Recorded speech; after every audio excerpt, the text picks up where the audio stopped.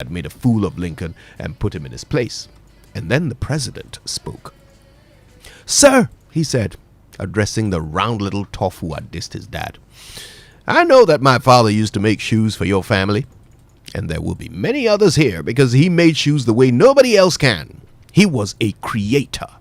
His shoes were not just shoes, he poured his whole soul into them." The laughter started to die down as Lincoln's high-pitched yet deeply commanding voice arrested the attention of everyone in the chamber, and he was not done yet. "I want to ask you, have you any complaint? Because as far as I know, nobody has ever complained about my father's shoes. He was a genius, a great creator, and I am proud of my father." Now, I remember reading about this and having two separate but equally important thoughts. First, it really doesn't matter what people say or even do to you. The only thing that matters is how you choose to react to it. Let them pull you down. Let them call you a failure. To them, let them say whatever they want about you. But none of those insults or put-downs really matters until you start saying them to yourself. The second thing that occurred to me was about excellence. Lincoln's dad was excellent. To those silver-spooned bigots, he was a lowly cobbler, an insult to be flung in the face of his social climbing son, who they didn't see fit to mingle with them, let alone lead them. But even these jerks could not deny that the man's shoes were the best. They could laugh at him for being a shoemaker, but they could not laugh at the shoes he made. My dear friend, I don't know what you do for a living, but I do know that if you wake up every morning and choose this dial on your radio, then you are a discerning listener, which means you are among the best in our country. Whatever you do every day, there should be nobody better at it than you. You should be so excellent at it that even your enemies will respect you for it. My name is Kojo Yankson, and I am excellent. That's not pride. That's a promise. Good morning, Ghanafu.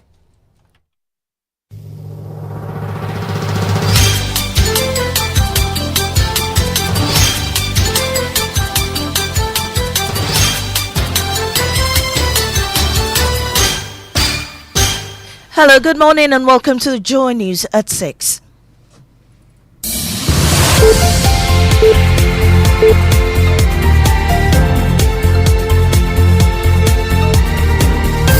The news is live on Joy 99.7 FM, hits 103.9 FM, also on Love 99.5 in Kumasi and myjoyonline.com.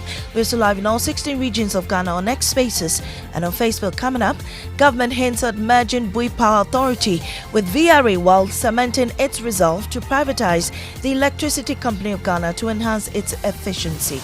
We believe that we can merge Bui Power and VRA so that you have something like Ghana Power Company or whatever. We need private sector participation at the distribution level, except that I disagree with the format of the PDS, and I maintain that we can do it better. We have details from the Energy Minister Designate's vet and also Finance Minister Designate Dr. Cassiel Ato Forson vows to beat down inflation from 23 to 8% in the next 4 years. As Minister of Finance, my first budget, I will abolish the petting tax. That as part of our 120 days agenda, I can assure you the e-levy will go. Also, the Attorney General Designate defends the legality of the oral, saying it is constitutional as its principal mandate is to exact accountability. So oral is constitutional, oral is legal. In fact, the fact that it is a non-legal body doesn't mean that it is illegal. In business, Finance Minister Designate Ato Forson pushes for tax compliance rather than introduce new handles to help check revenue mobilization challenges. These are more with me, Mamisi Thompson. Stay for details. And this morning, government has signaled plans to merge the Bui Power Authority with the Volta River Authority as part of a broader strategy to streamline the energy sector. Alongside this, it is reaffirming its commitment to privatize the Electricity Company of Ghana, aiming to improve operational efficiency and service delivery. These came to light during the vetting of the Energy Minister Designate, John Jinapor. There's more on the following report. According to the Energy Minister Designate John Abdullahi Jinapor, the NDC government will learn from previous attempts to privatize the company to help them do a better job at finding a strategic partner for ECG, focusing on local participation. When I was Deputy Minister, I led the process. When the Honorable Secretary became my supervising minister, he made me lead the process of privatization. I led the team to India, I led the team to Uganda, I led the team to Kenya to learn from best practices. And let me put on record that I've been very consistent that we need private sector participation at the distribution level, except that I disagreed with the format of the PDS, and I maintain that we can do it better. He gave further details of how the NDC government is approaching the privatization process. We believe there should be a private sector participation. What we intend to do is to form a 7-member committee chaired by technical experts, legal experts, financial experts, and some industry players, and even somebody from the consumer side. What we want them to do is to get us a framework, looking at best practices. Would the concession approach work or a full privatization work? On moves to merge two of Ghana's power-producing companies, BUI and VRA, John Jinapor says government is still considering the move despite opposition from some stakeholders. We believe that we can merge BUI Power and VRA so that you have something like Ghana Power Company or whatever. We do not intend to privatize. So when you merge them, you have a holding company and 3 subsidiaries: hydro components, thermal components, and renewable components. Well, Finance Minister Designate Dr. Cassiel Ato Forson has vowed to beat down inflation to 8% under the current NDC government. Dr. Ato Forson made the promise during his vetting in Parliament on Monday. There's more on this report. The Ghana Statistical Services inflation figures for December 2024 showed an increase from 23% in November to 23.8% in December. The rising inflation and increasing cost of living, which has become one major source of worry for many, has featured heavily in the vetting of the Finance Minister designate.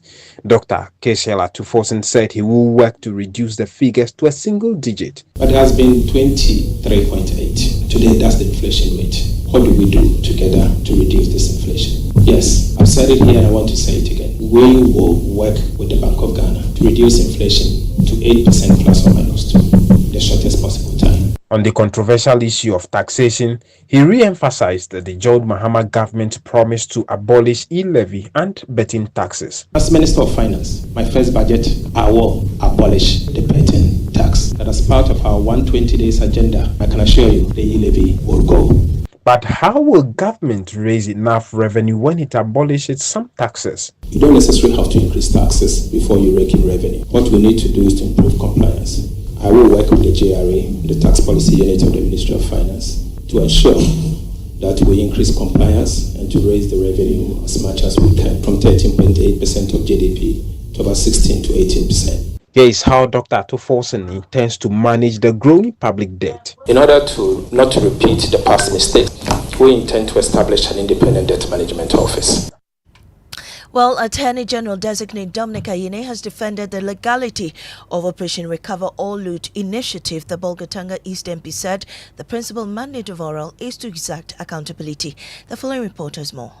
The Bolgatanga East MP argued that the Operation Recover All Loots initiative aligns with the nation's commitment to promoting transparency, curbing corruption and safeguarding public resources. The Attorney General designate added that despite the fact that oral is a non-legal entity, does not make it illegal. Oral is supposed to exact accountability from persons either politically exposed or persons holding public office who used or misused their office to loot public resources by way of property, money, and other intangible resources. So oral is constitutional, oral is legal. In fact, the fact that it is a non-legal body doesn't mean that it is illegal. There is a distinction between non-legality and illegality. The Attorney General designate assured the public that, if approved, he will prioritize the interests of Ghana in the execution of his duties. Meanwhile, the oral team have uncovered more state land sold under questionable circumstances to private developers. The latest discovery is a strategic parcel of land belonging to the Ministry of Agriculture's Mechanization Center, which houses the Federation of Associations of Ghanaian Exporters and other technical and vocational centers dating back to 1974. Blessed Soga reports. The first stop took the team to the Ministry of Agriculture's Mechanization Center, which houses an NVTI center and a cold room for exporters, only to find the premises destroyed by private developers. Documents of this nature, a lot of them are value books. And value books, if you can check, Regulation 153 of the PFM requires that they are kept for a minimum of 7 years. You see, they have removed the roofing, and so the next rain means all these things are gone. The effect of this demolition exercise is biting hard, especially for exporters who say their produce has been left at the mercy of the weather. We request that they should give us a close place close to the airport, because sometimes vegetable is a perishable product. When you ship, you miss your flight, you have a place you have to keep your produce for some time, or waiting for the next flight for the next day. So later, Land Commission was saying that they can't get us a place now. So we come to intercept some document which there's a redevelopment on it, but they didn't capture our place. They didn't even give us a place. Chairperson of the Oral Task Force, Samuel Okujeto Ablakwa, stated that the land grab will not continue. And this cannot be allowed to continue. So you can expect that our report, the oral report, which we'll be presenting to His Excellency President John Dramani Mahama, we will capture all of what has gone on here.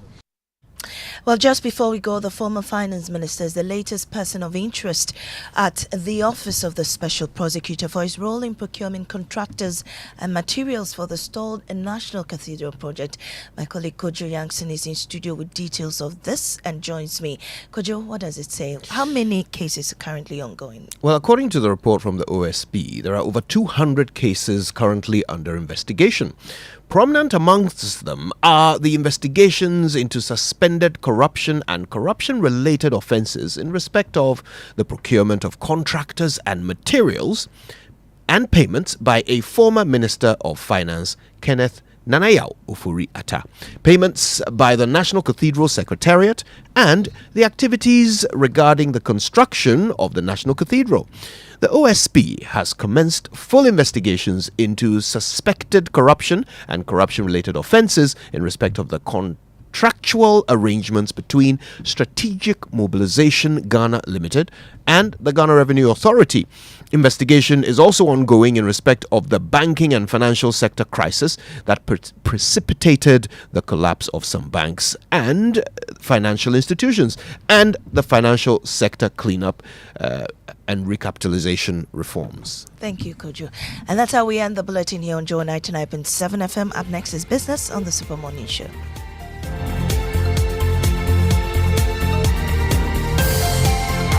Hello, everyone. I'm Hanefri, the Health and Safety Manager of Total Energies Ghana. I want to remind you of the importance of road safety, especially as the festive season draws closer. Road accidents don't just happen, they are caused. Reckless driving, overspeeding, and poor vehicle maintenance are some of the leading causes during this period. Here are a few tips to keep you safe. Always ensure your vehicle is in good condition before traveling. Please wear your seatbelt and avoid distractions like using your phone whilst driving. Let's commit to responsible behavior on the road this season. Remember, safety starts from you. Safety for me, for you, and for all. Afishapa.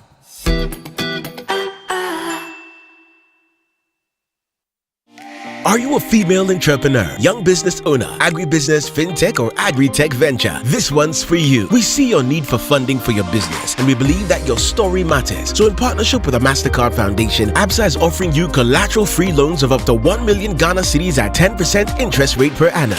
We've already pumped over 1.3 billion cedis into over 6,000 businesses. Yours is next. Visit our SME project office, your nearest ABSA branch, or head to absa.com.gh. Your story matters. ABSA.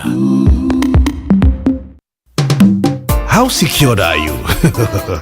Let me ask you again. How secured are you? Say yes loud with confidence when you are protected by Millennium Insurance, because it gives you great reliability and comfort. Sign on any of our products today, be it motor, fire, burglary, accidents, travels, bonds, liabilities, engineering, marine and aviation insurance. Visit our offices in Accra, Northridge, Tema, Kumasi, Kofridia, Takrady, or any of our 30 agents nationwide. Call 0302 766 631 or 0504 394 997. Millennium Insurance, your trustworthy partner. Reliable, check. Comfort, check. Strong, check. Tough, check. Tried and tested, check. Affordable, check. Comes in so many colors and sizes, check. Suitable for domestic and industrial use, check. Choose quality, choose Syntex Tank. Available nationwide and comes with 7-year warranty. And remember, Syntex Tank is a caring brand too. Syntex Tank, a strong, a tough. Let me share my experience with you at the new Aqua Safari Resorts. When you arrive, you're greeted by warm smiles and introduced to your 24-hour butler who already has your itinerary sorted. Enjoy water sports activities like jet ski rides, kayaking, water sliding, flyboarding, and castanet fishing. You can even have your lunch here on the boat cruise. Let the tour guides take you through the sceneries of the mangrove forest, the friendliness of the animals, while you pet and feed them. We chose to have our breakfast with a beautiful sunrise right in front of our cabin. Visit Aqua Safari Eco Resort in Ghana, bringing you closer to nature. What are you paying for? A delicious meal at the restaurant? Do it with SG Ghana Visa Card. Buying fuel for your car? Do it with SG Ghana Visa Card. Shopping online or at the mall or your favorite supermarket? Do it with SG Ghana Visa Card. When you need to pay, do it with SG Ghana Visa Card. With a large network of merchants and payment points, the SG Ghana Visa Card is your secure and convenient way to get things done in Ghana. You can also use the SG Ghana Visa Card for secure online purchases. Make your life easy and use your SG Ghana Visa Card today. To find out more, call 0302 214 314. That's 0302 214 314. Société Générale Ghana. The future is you.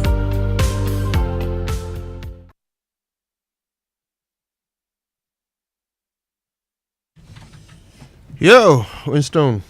Good, just good. How you doing, man? We're doing good. Did you follow the vetting? Yes, I did. I did. Yeah. Okay. So, I mean, Finance Minister had probably the longest vetting of the three. Any thoughts on some of the answers he shared? When he was questioned about how to grow the economy, he emphasized that enough of focusing on the macro, but it's time to start from the micro, and that particular strategy will help develop the economy from ground up. And I think that's a good proposal, but let's see how the it policies unfolds, right? roll down. Yeah. What do you think of the questions that were asked by the the committee members? Interesting enough, those asking the questions really needed to answer those questions themselves. Yeah. I wonder what you mean. Yes, because it's the same question every Ghanaian have been asking. Yes. For some time now. Yeah. Well, I mean, it's still their job, right? I mean, they still have to question whomever is intending to come and carry out these important mandates, these three important mandates, right? Yeah. Interesting. I mean, so we saw some of the new members of Parliament, attempting to participate for the first time and getting some feedback from leadership. Not all of them got it right the first time, but hopefully they are fast learners, right? They'll catch up. They have no choice. They don't at all. Indeed. All right. Now listen, for the 6 a.m. news, we are grateful to Total Energies. Total, we go the extra mile for you. Absa Bank Ghana Limited, your story matters, and Millennium Insurance, your trustworthy partner. Now for the Joy Business Report, and that is by the kindness of Omnibasic Bank at your service and Safari Valley Resort, bringing you closer to nature.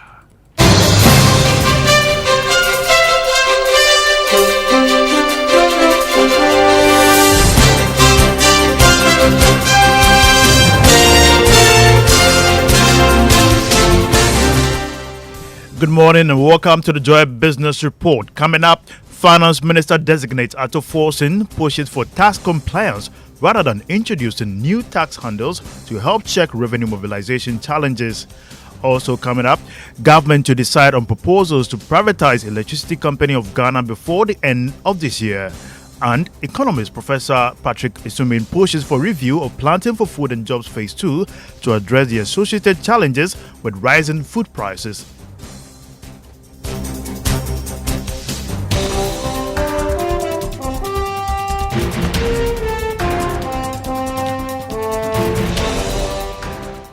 My name is Winston Taki. Let's now settle for the details. Finance Minister designate Ato Forson has revealed that he will push hard on tax compliance rather than introduce new levies and hike rates. The minister designate disclosed this when he appeared before Parliament Finance Committee. George Wiafe has the rest of the story. Answering questions from the Appointments Committee, the Finance Minister designate noted that several research have shown that tax hikes is not the way to go. He therefore maintained that if confirmed by the House, he will push to remove the betting tax and the e-levy. That as part of our 120 days agenda, we will abolish the e-levy. We stand by that, and I can assure you the e-levy will go.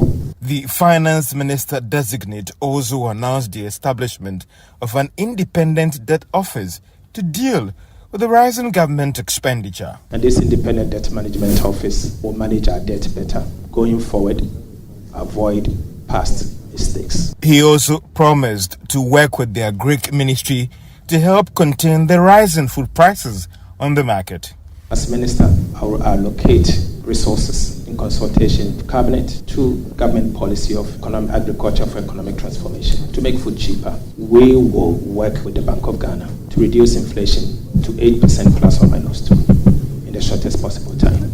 The Finance Minister designate Dr. Ato Forson promised that bringing inflation down to a single digit remains his major priority as he vows to work with other sector ministers in the Bank of Ghana to contain the situation. That was George Wiafe with that report. In a related development, Finance Minister designate Ato Forson has revealed that the President John Mahama will appoint a new Bank of Ghana governor once the current boss's term expires in the coming month. The governor will have to be appointed by the President.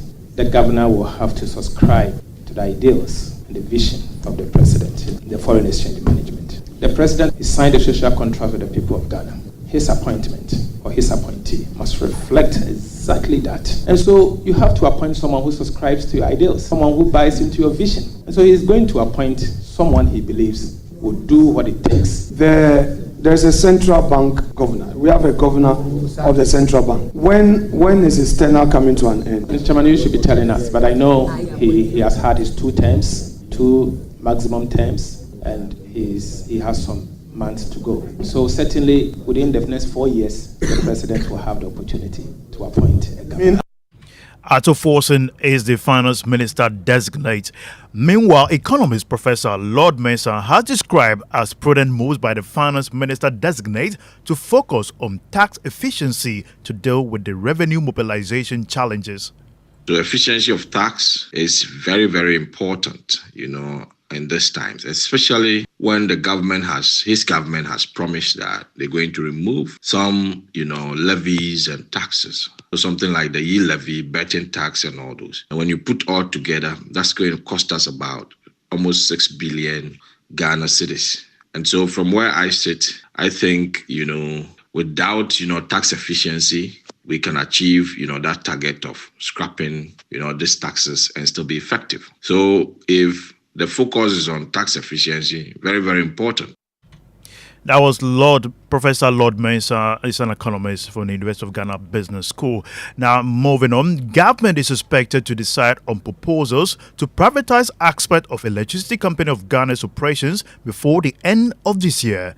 Energy Minister designate John Jinapor disclosed this when he appeared before the Finance Committee of Parliament. What we intend to do is to form a 7-member committee chaired by technical experts, legal experts, financial experts, and some industry players, and even somebody from the consumer side. What we want them to do is to get us a framework, looking at best practices, would the concession approach work or a full privatization work? We will stay off as politicians, let them get a framework in a more transparent manner. Then when we get a buy-in of Ghanaians, then we can set the standards using an RFQ, an RFP, and then a competitive tender process. Let me make this clear. We are not going to do sole sourcing when it comes to the ECG private sector participation.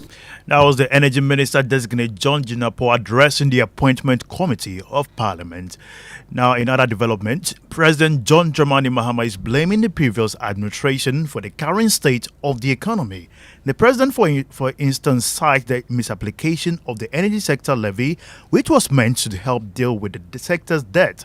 The president said at a meeting with the independent power producers in Accra.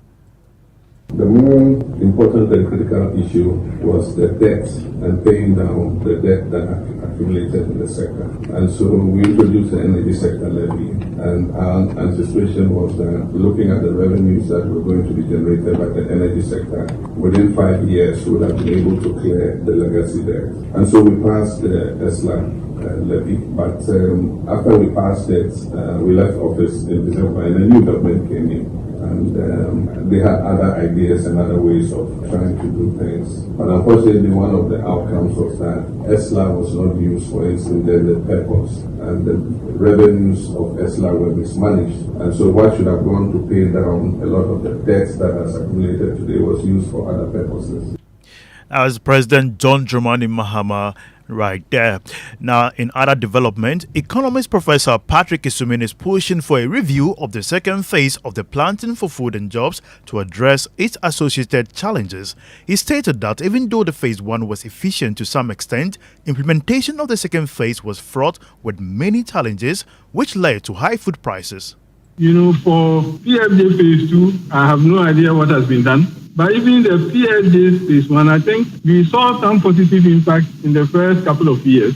But since the COVID started, since 2019, we saw that there had been problems with the distribution of fertilizer. The PFJ simply became a fertilizer distribution program. And even then, we couldn't get sustained fertilizer supply because we were depending on others to provide the fertilizer. So, together with the other related programs of One Village, One Dam, obviously those didn't help. They were not very successful in addressing the fundamental problems with agriculture. Professor Patrick Isumin is an economist. Now away from the agri sector, let's go to the banking sector. GCB Bank has cast salt for the construction of a pediatric unit at the University of Ghana Hospital. Managing Director at GCB Bank, John Kofi Adomako, says this is part of move to give back to the society, especially in its areas of operations. He spoke to Joy Business during the sword carton event at the hospital. GCB, if you know the way the bank was set up, it's not only a bank there to make money. Money is important, but how we carry people along, how people benefit through socio-economic development is very, very key. And so we have a policy, a corporate social responsibility policy, where we put aside some of our profits every year to give back to the communities where we work. John Kofi Adomako is the managing director of GCB Bank PLC. Meanwhile, Ghana's leading insurance provider, Star Assurance, has commemorated its 40th anniversary, celebrating 4 decades of excellence in the Ghanaian insurance industry. Chief Executive of Star Assurance, Boatema Bafo-Iwa, announced that the company's motto, Insurance Promo, is geared towards the anniversary named 40 Reasons to Smile. This is an opportunity to engage our customers with quarterly draws, exciting prizes, and also to engage our partners and our clients as well. And also we'll have several souvenirs. This exciting promo is linked to our motor insurance portfolio, knowing that in Ghana, motor insurance is the most popular insurance. This promo offers a unique blend of value, rewards, but most importantly, peace of mind that we're ensuring that not only do you feel protected, but you have an experience of joy in owning our motor insurance policy. Boatema Bafo-Iwa is the Chief Executive of Star Assurance. On Investor Eye, we will share some basic tips on how to ensure the protection of your mobile money wallet. Here is Chief Executive of Mobile Money Limited, Shaibu Haruna. Take a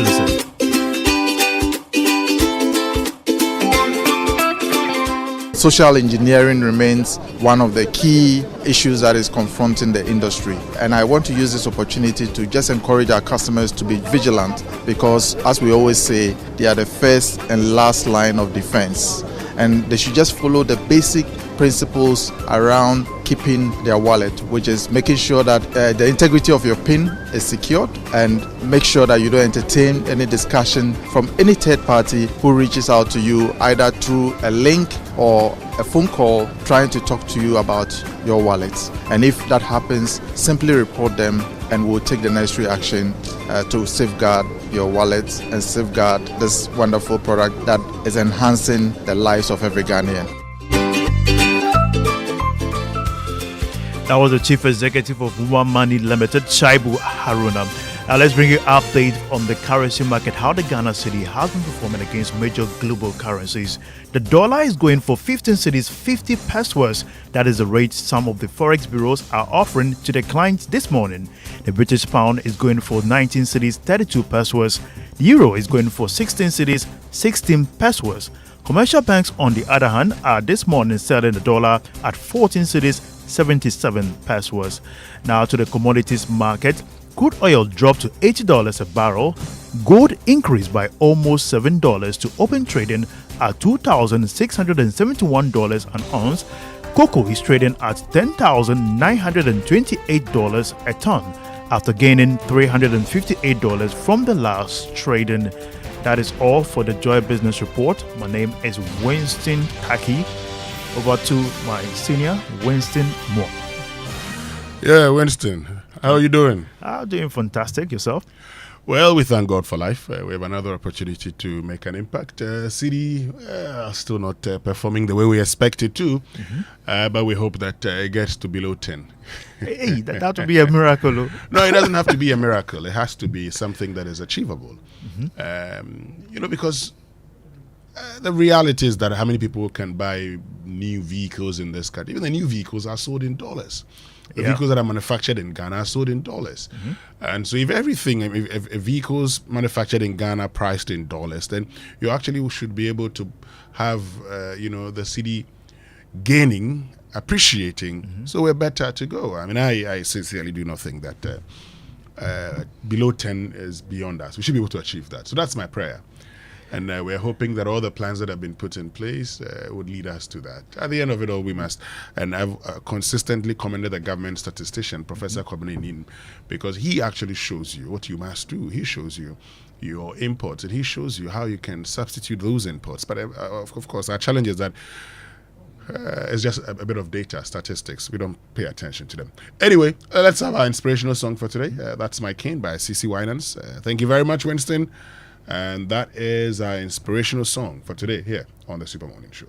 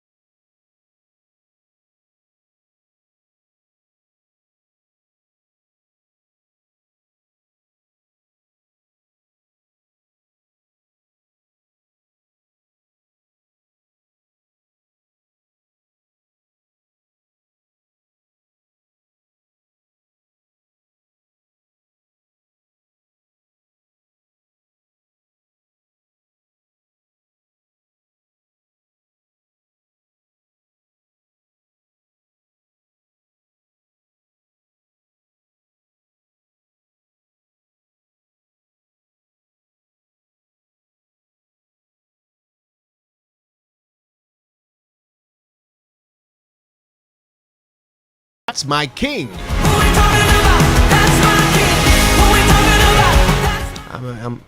I'm shy to say this is my first time hearing it, for all of you to be like, and all of that. Oh, you started not too long ago. I haven't heard it before too, so it's not a big deal. You started recently. It's just been 3 months, so you'll get there. Mama B, have you heard the song before? Yes, I have. I sing hymns. You'll get there. I don't know this one. Small. This is an okay, first and foremost, I'm told that Aaron is the one that chose the song. Okay. And yes, not Jojo. I mean, clearly. Yes. So, I mean, Aaron insists that should be the case. So, it should be named. Has this song been around for some time?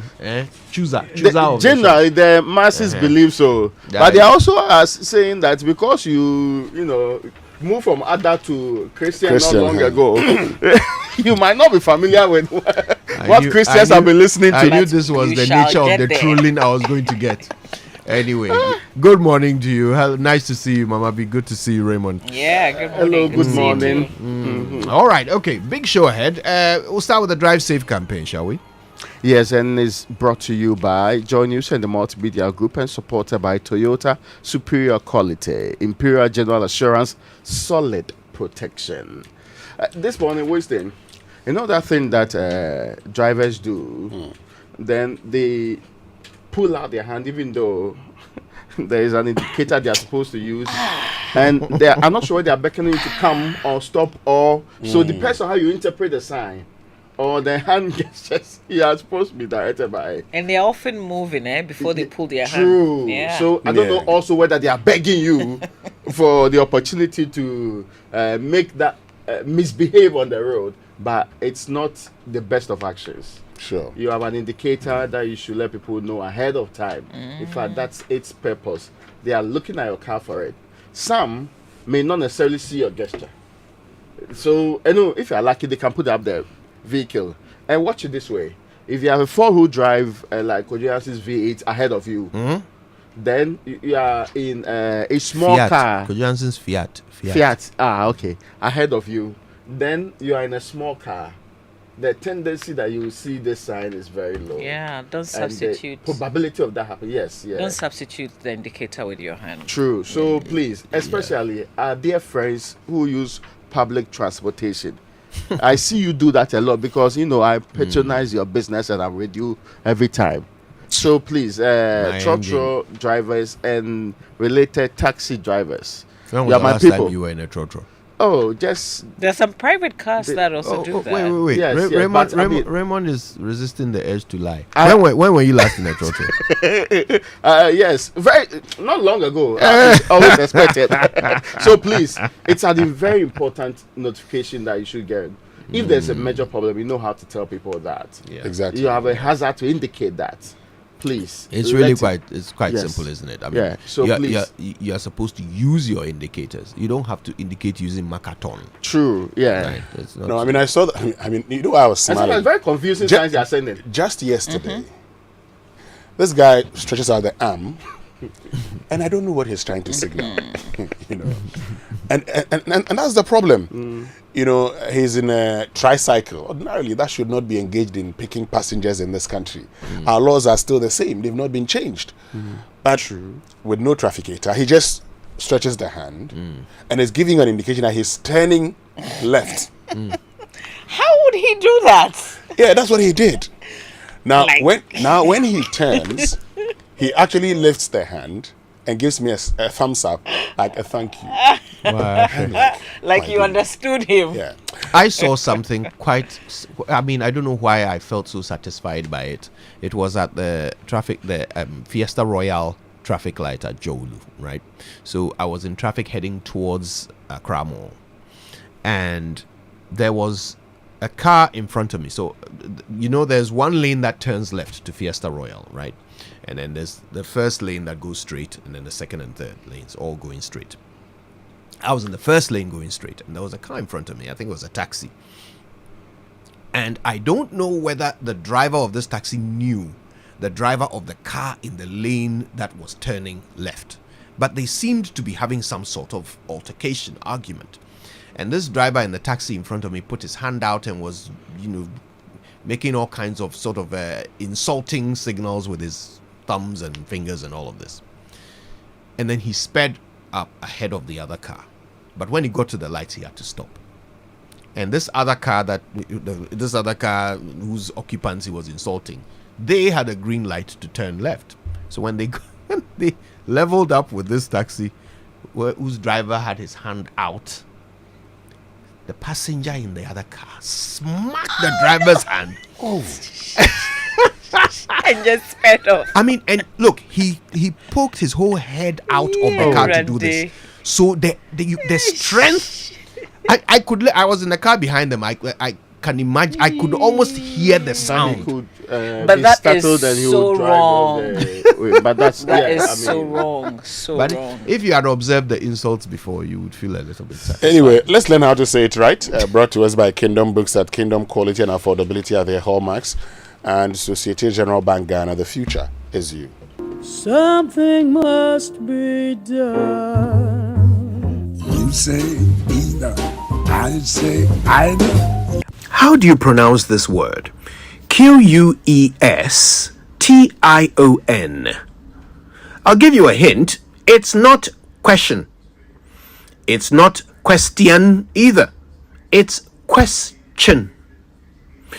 You already know what the word means, but did you know that it originates from the Latin word querere, which means to ask or to seek? Well, now you know. You also know how to say it right. Question, not question, and not question. Any questions?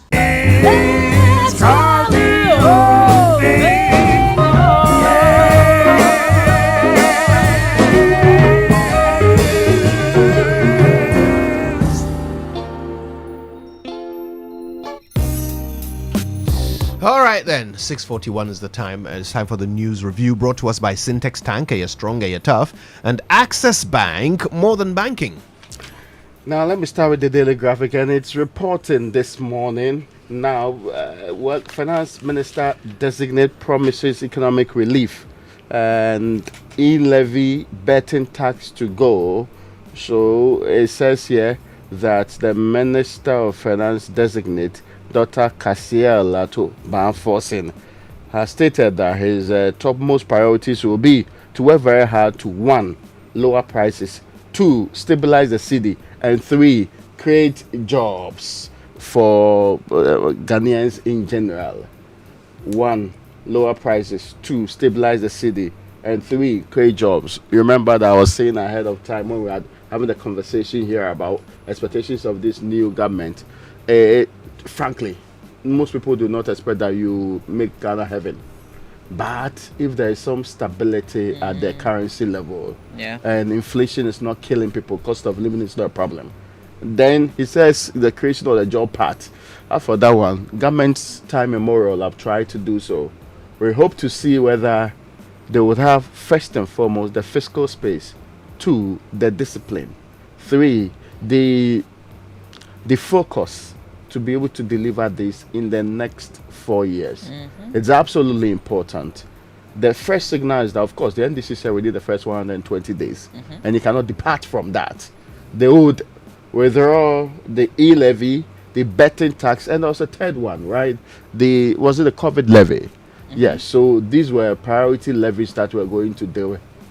But he insisted that in his first budget, which should be somewhere in March or so, yes, he would certainly throw out the betting tax. Within the 120 days, the electronic transactions levy would also go.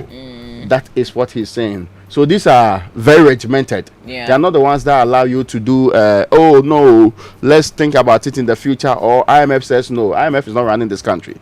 The people who are running the country are the people who have been mandated. No excuses allowed in between.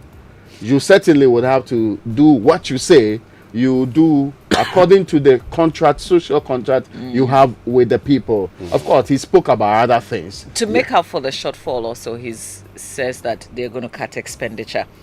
And I have been thinking, I mean, how much would be enough? Would they be able to cut enough to make up for the taxes that are going to be scrapped?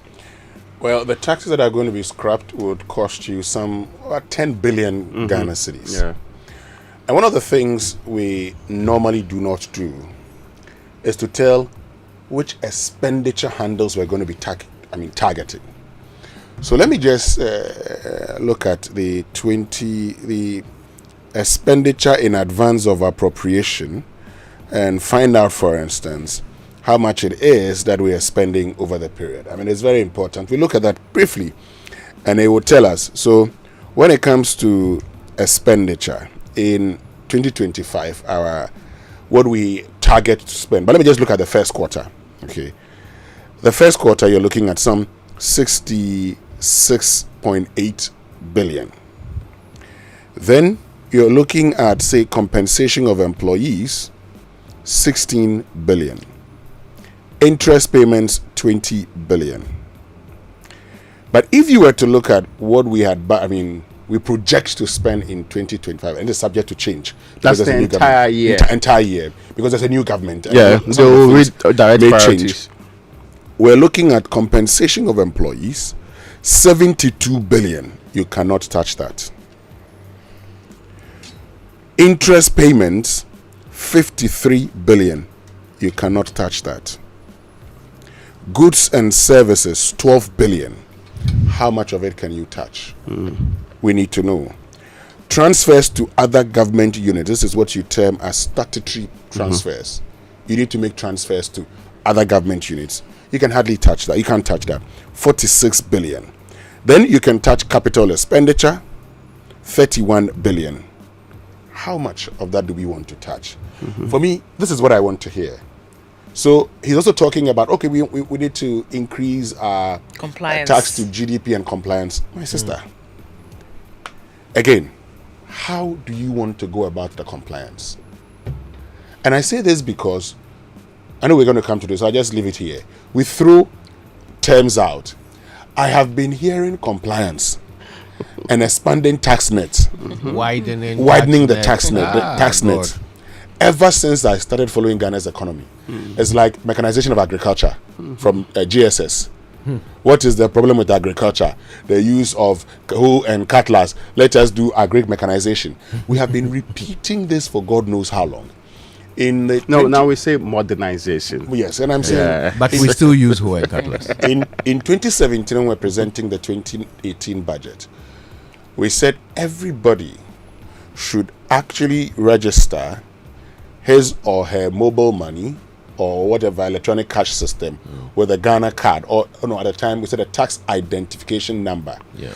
The whole idea was to get people known to tax authorities, which was a first step in making sure that people will pay their taxes. In fact, there were those like the late Dr. Ibrahim Bedi, who suggested that you cannot benefit from government social interventions when you are not known to government.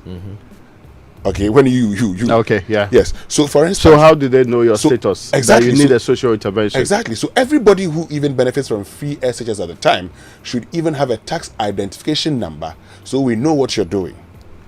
We will come back to this, so I would leave it at that. I mean, maybe the last thing I'll say on it, because it's true, we've talked about widening the tax net since forever. Ato Forson gave his suggestion. He believes in incentivizing the taxpayer. He talked about examples in other African countries where some proportion of your tax is put towards your pension, right? So this is some kind of motivator for people to pay tax. But that's the carrot. Where is the stick? Because as for taxation, if you're going to get compliance, you must have both the carrot and the stick. And the truth is, we still have about 80% of all the commercial citizens in Ghana not paying tax. So that's your barber, that's your the women in the market, every single woman in the market. That's your hair salon lady or your nail lady or your eyelash lady. That's the guy who sells coconut at the junction. All of these people are doing commercial activity and not paying any tax on their income, right? So the numbers are huge, but it's not an unmanageable job. I think it's just a matter of political will. We will come back to it. All right. So that's the other two stories on the front page. Spare parts Take your time. Take your time. You know, I saw spare parents, and I was saying spare parts. But so kinds on your mind. His car has a problem. Spare spare parents. I know media. Those people. How do we think about car? You own the trotro, so don't worry. Spare parents SHS funding burden. This is Bright Apia of Child Rights International, and of course, even they are paying almost 80%. The 20% really you should not be worried. Yeah. Anyway, government will explore private participation in HCG, and this is coming up hugely. John Dramani Mahama mentioned it. Our closest example to private participation was PDS. We know how that eventually evolved into. He says he disagrees with the model of PDS. He will do something better. I'm talking about John Abdullah Jinapor, the minister designated for the ministry, and already the workers in that sector have sent a signal. That's PUU, Public Utility Workers Union. They have sent a signal that they do not support it. I think the call is that we already have diversified the production bits. It's the distribution side, especially because of the many gaps that we have, that we need other players in that as well, so that it's not a monopoly and it's not only ECG. ECG has shown over the years that it cannot manage its distribution and collection properly. Yeah. It's obvious. So what I think should change is someone managing. So ECG will still be there. Well, I don't know how he wants to do it subsequently, but yeah. So he said he doesn't like the PDS format. So the PDS format had ECG still there. Yes. If he wants to change that, but you see, the management of our tariff system, the distribution and collection, and even the expenditure of ECG, for instance, is something that should be scrutinized. The point for me would be, how do we ensure that that private person doesn't end up, at the end of the day, fleecing the nation? That's also important. But let's get to the Ghanaian Times. Before then, last one. 76th New Year School opens today. It's one of the headlines on the front page of the paper by the name The Daily Graphic. And I'll be there. There's there water today. Shortage. And Legon? Yes, I'll be there. Will the Vice President be there as tradition normally? I think the President will be there. Oh, nice. Okay. Yes, I saw the indication, but you're talking about water shortage. Western started the year on a good note. That is mostly expected. Fine. This is the 14th day of the new year. Beautiful. The main man is already doing things. That's right. Yes. We're helping the finance minister designate and the GRA, because you said compliance. So please make sure you comply. Oh no, they should come. Mama, are you talking about GRA compliance or Mama B compliance? GRA compliance has always been compliant. Don't mind her. Yes, no. As for wasting the, it is some other people I don't know, but as for wasting, I know. Mama V. Okay. I'll go back to you. Oh no, that did this one. I've represented you nicely. Independent, what they call it. I am helping the states. I'm protecting the public purse. It's in our collective interest to do so. Please do. Yes, but so make sure you comply. One of the things that should be dealt with right now is that Ho is facing persistent water shortage. And we should fix these things in this century. Just that where I live to, we face persistent water shortage. We do not know when water is going to run through our taps. It's by the grace of God. I don't get water at all. I don't use Ghana water. The Ghanaian Times says we're talking about the Greater Accra region. We move from the Volta region to the Greater Accra region. No. We should also mention Cape Coast, where apparently the Central region. Yes, the Eastern region is important too. There is some sludge building up in the pipes, which is and this is because of galamsey in neighboring regions. Yes. So there's no galamsey in Cape Coast or the Central region, but because of what's happening in the Western region and so forth. So there's this sludge building up in pipes, which according to the Ghana Water Company is a problem affecting the supply of water. Okay, the Ghanaian Times adverting of ministerial nominees 2025 budget to scrap e-levy, Burton tax. Dr. Ato Forson legislate prevention of political appointees from buying state lands. Government will tackle corruption head on. That's President John Dramani Mahama assuring the clergy. And you've talked about, Child Rights International alarmed over proposals for parents to bear SHS cost. And it says that, Child Rights International has raised alarms over proposals suggesting parents should bear additional costs related to the free SHS policy, including expenses for food and accommodation. So that's Bright Up here saying that, and government will tackle corruption head on. So President Mahama has given a firm assurance that his government will tackle corruption head on, irrespective of who is found culpable. Backpage suspends small scale mining for 6 months. The national chairman of the Ghana Coalition of NGOs in Health, Bright Misanyako, has appealed to President Mahama to suspend all forms of small scale mining activities for the next 6 months in order to create a recovery period for all water bodies. Is LI 2462 still a law in this republic? It is, isn't it? Did somebody ask Ayine whether he will be? I didn't hear one word about that. That didn't come up. Yes. Yeah. I don't think anybody asked him anything about Galamsey at all, because I wanted to know whether he was going to carry out the president's campaign promise to free all of those who were, convicted, recently for Galamsey crimes. Okay. The online review now brought to you by Zenith Bank in your best interest and Goil Good Energy. Goil Yenara Yendia. And if you go to myjoyonline.com, lots of stories there for your perusal. Right now, though, it's time for the BBC News brought to you by Fidelity Bank. Believe with us. And Old Mutual, 10 years of greatness in Ghana, here for a lifetime. We have helped businesses connect with their trade partners all over the globe. From Ghana to Burkina Faso, Côte d'Ivoire, Benin, Togo, Senegal, China, Morocco, France, Netherlands, and many other countries. We have made it possible to bring Ghana to the world. We have brought small and medium businesses closer to their customers across the regions in Ghana with our SME support facilities. We have brought relief and smiles to the faces of families with our employee personal loans. With our cutting-edge technology and digital support, we take the burden of complex thinking off you, making life simple. That is who we are, as close as a partner. Bank of Africa.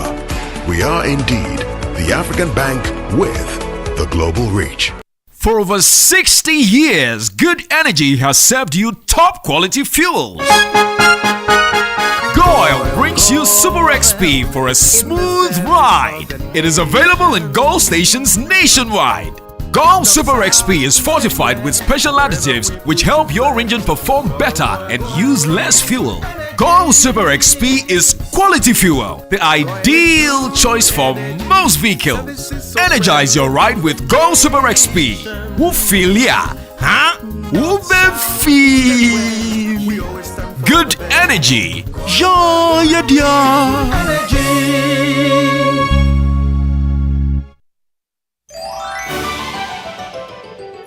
Festive season is here. You know what that means. Groceries, bills, and so many unplanned expenses. But don't panic.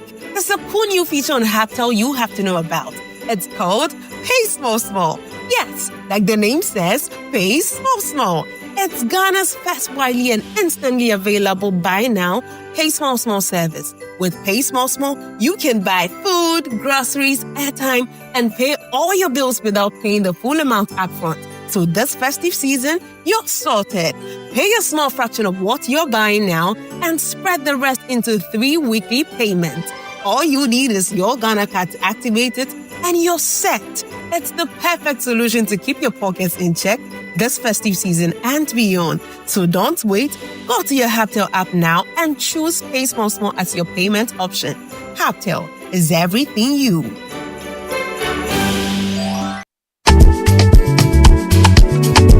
Yafini give us the vibe. Now, Inshona Chili makes you thrive. Yes, so it's time to enjoy, Charlie. Buy or renew your motor insurance and boom! Free fuel coupons and airtime for your sweat. Who no like enjoyment? From January to June 2025, Enterprise Insurance gives you more reasons to smile on the road. Insure today and enjoy free fuel coupons for your car and airtime for your phone. Free fuel? airtime too? Enterprise insurance, always your advantage. Insure not chilly. It's simple. Insure and enjoy. Ready to secure your peace of mind and experience the fastest claims payment? Visit any of our branches or agency outlets nationwide. Connect with your insurance broker or enjoy the convenience of buying your insurance online through the Enterprise Advantage app today. Terms and conditions apply. Enterprise, your advantage.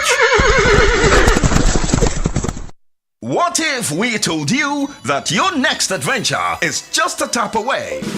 That's right. With Republic Bank Visa Credit Card, it's your time to win a staycation at some of Ghana's luxury beach resorts, 5-course dinner, a full-day spa service, or the ultimate, an all-expense paid trip to Dubai, the city of gold. Every tap brings you closer to winning in the Tap Win and Fly with Republic Bank promo. Whether it's Infinite, Adishi, or Classic Credit Card, just keep tapping to win. New customers are welcome. This promo is regulated by the National Lottery Authority on the Caritas Lottery platform. Terms and conditions apply. Republic Bank, we're the one for you.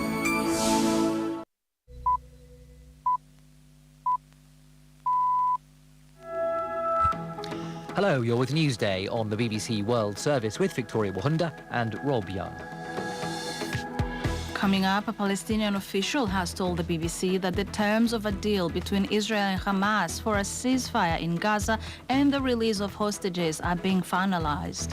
The first hearing in the impeachment trial of South Korea's suspended President Yoon Suk-yeol has ended just after a few minutes. We'll speak to a South Korean opposition member of Parliament. We'll also hear from a member of the Business and Trade Select Committee of the British Parliament on the revelation here on the BBC. The workers making clothes for the Chinese fast fashion giant Shein are working excessive hours in contravention of the country's labour laws. And in the business news, Mariko Oy will tell us why Spain plans to impose a hefty tax on properties bought by non-residents of the European Union. But first, a bulletin of the latest world news. Hello, I'm Neil Nunes with the BBC News. Some news just in: a final report by the U.S. Special Counsel Jack Smith, who indicted President-elect Donald Trump on charges of trying to hold on to power, has been published. In it, Mr. Smith says that despite losing the 2020 election, Mr. Trump engaged in an unprecedented criminal effort to overturn the result. Mr. Smith believed there was enough evidence to convict Mr. Trump on charges of incitement of insurrection, but his victory in the 2024 election made it impossible for the prosecution to go ahead. The impeachment trial of South Korea's suspended President Yoon Suk-yeol has started. The first of 5 hearings took just minutes, with Mr. Yoon not in attendance. The country's constitutional court is considering whether to remove him from office over his failed attempt to impose martial law. More from Shaima Khalil. This all happens a month exactly after Yoon Suk-yeol was impeached by Parliament on December the 14th for his short-lived declaration of martial law on December 3rd. What the Constitutional Court has to decide now, and it has about 5 months to decide, is whether his actions were unconstitutional and whether they were illegal. If the impeachment is upheld, Yoon Suk-yeol will be out of power. He will no longer be president, and that will trigger a snap presidential election that needs to happen within 60 days. Negotiators working towards a peace deal in Gaza are expected to reconvene in Qatar, seeking to finalize details of a plan to end the war. An official said mediators gave Israel and Hamas a final draft of the agreement after a midnight breakthrough in talks. Here's Amir Nada. A source close to the talks told the BBC that the detailed technical discussions had taken considerable time. As part of the plan, in the first 6 weeks of the ceasefire, Israeli hostages would be exchanged at regular intervals for Palestinian prisoners. Israeli forces would pull back from densely populated areas but not leave Gaza entirely, and displaced Palestinians would be allowed to begin returning to their homes. Negotiations for a full Israeli withdrawal and a permanent ceasefire would take place 2 weeks into the initial truce. At least 40 farmers are reported to have been killed by suspected Islamist militants in northeast Nigeria. Details from Chrissy Walker. Residents said the attack was a massacre, but the details of what happened are still unclear. The governor of Borno State, Babagana Zulum, said the farmers strayed off an established security corridor and entered an area occupied by jihadists and laid with landmines. The militants who carried out the attack are believed to be linked to the jihadist group World news from the BBC. An operation to rescue hundreds of miners trapped in an abandoned mine shaft in South Africa is continuing for a second day. On Monday, 26 men were rescued after spending more than 2 months on the ground at the mine in Stilfontein. A trade union said 9 bodies had also been brought to the surface. Winds of up to 110 kilometers an hour are forecast in the Los Angeles area, raising concern that wildfires could again spread following several days of progress in containing the largest of them.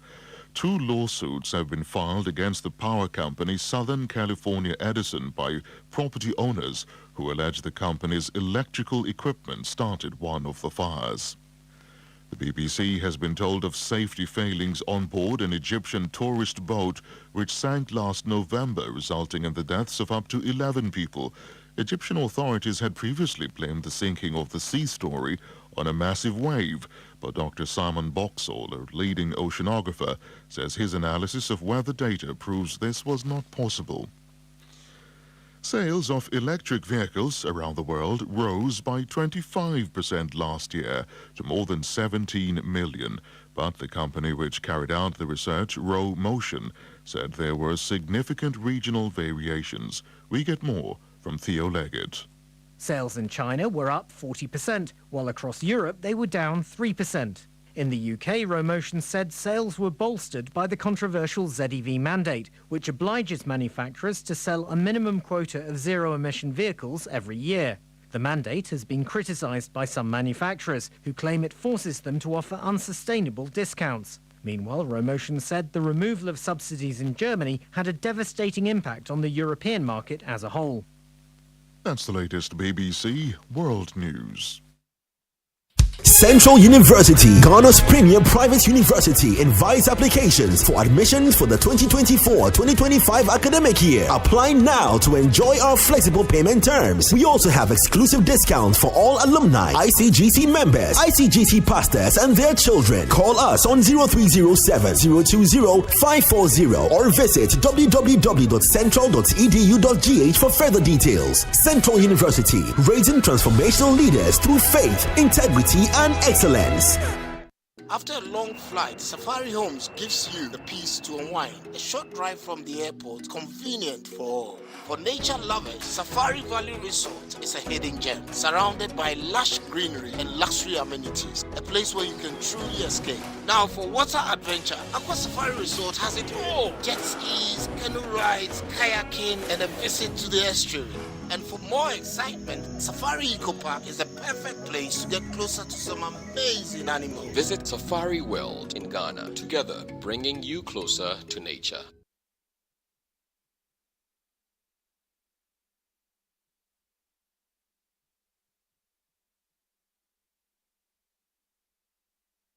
It's the most action-packed breakfast show in town. The hottest music, the best giveaways, the great interviews, and all the laughter and fun you can imagine. Don't miss the Super Morning Show on Joy 99.7 FM. It's the best breakfast show in town.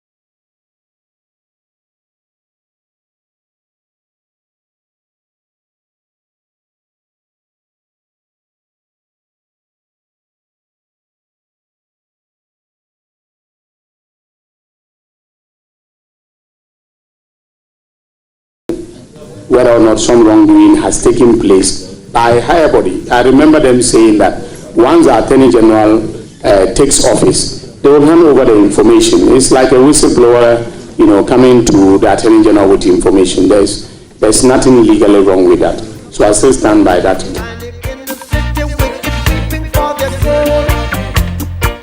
I believe there's the need for us to immediately work to bring inflation down, and then also work in such a way that we can stabilize inflation, stabilize the exchange rate, and create jobs. Until we do such a thing, certainly the concerns you've raised will still be there.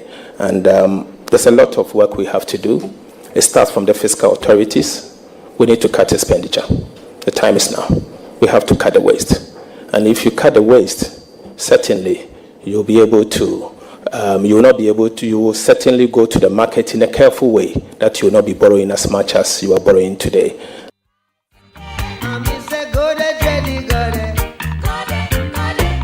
I've gotten a letter from Car Power. We owe them $377 million. They are threatening to shut down. Palo over 100 million. They are threatening to cut back. ENI is threatening. So we need to deal with the financial challenge. So these two, if we can get them right, we should be home and dry. Last year alone, Ministry of Finance spent about 28 billion on energy sector related payments. That's more than your capital expenditure, including even your goods and services. So we have to look at how to drill down and bring about efficiency and be able to pay for what we consume.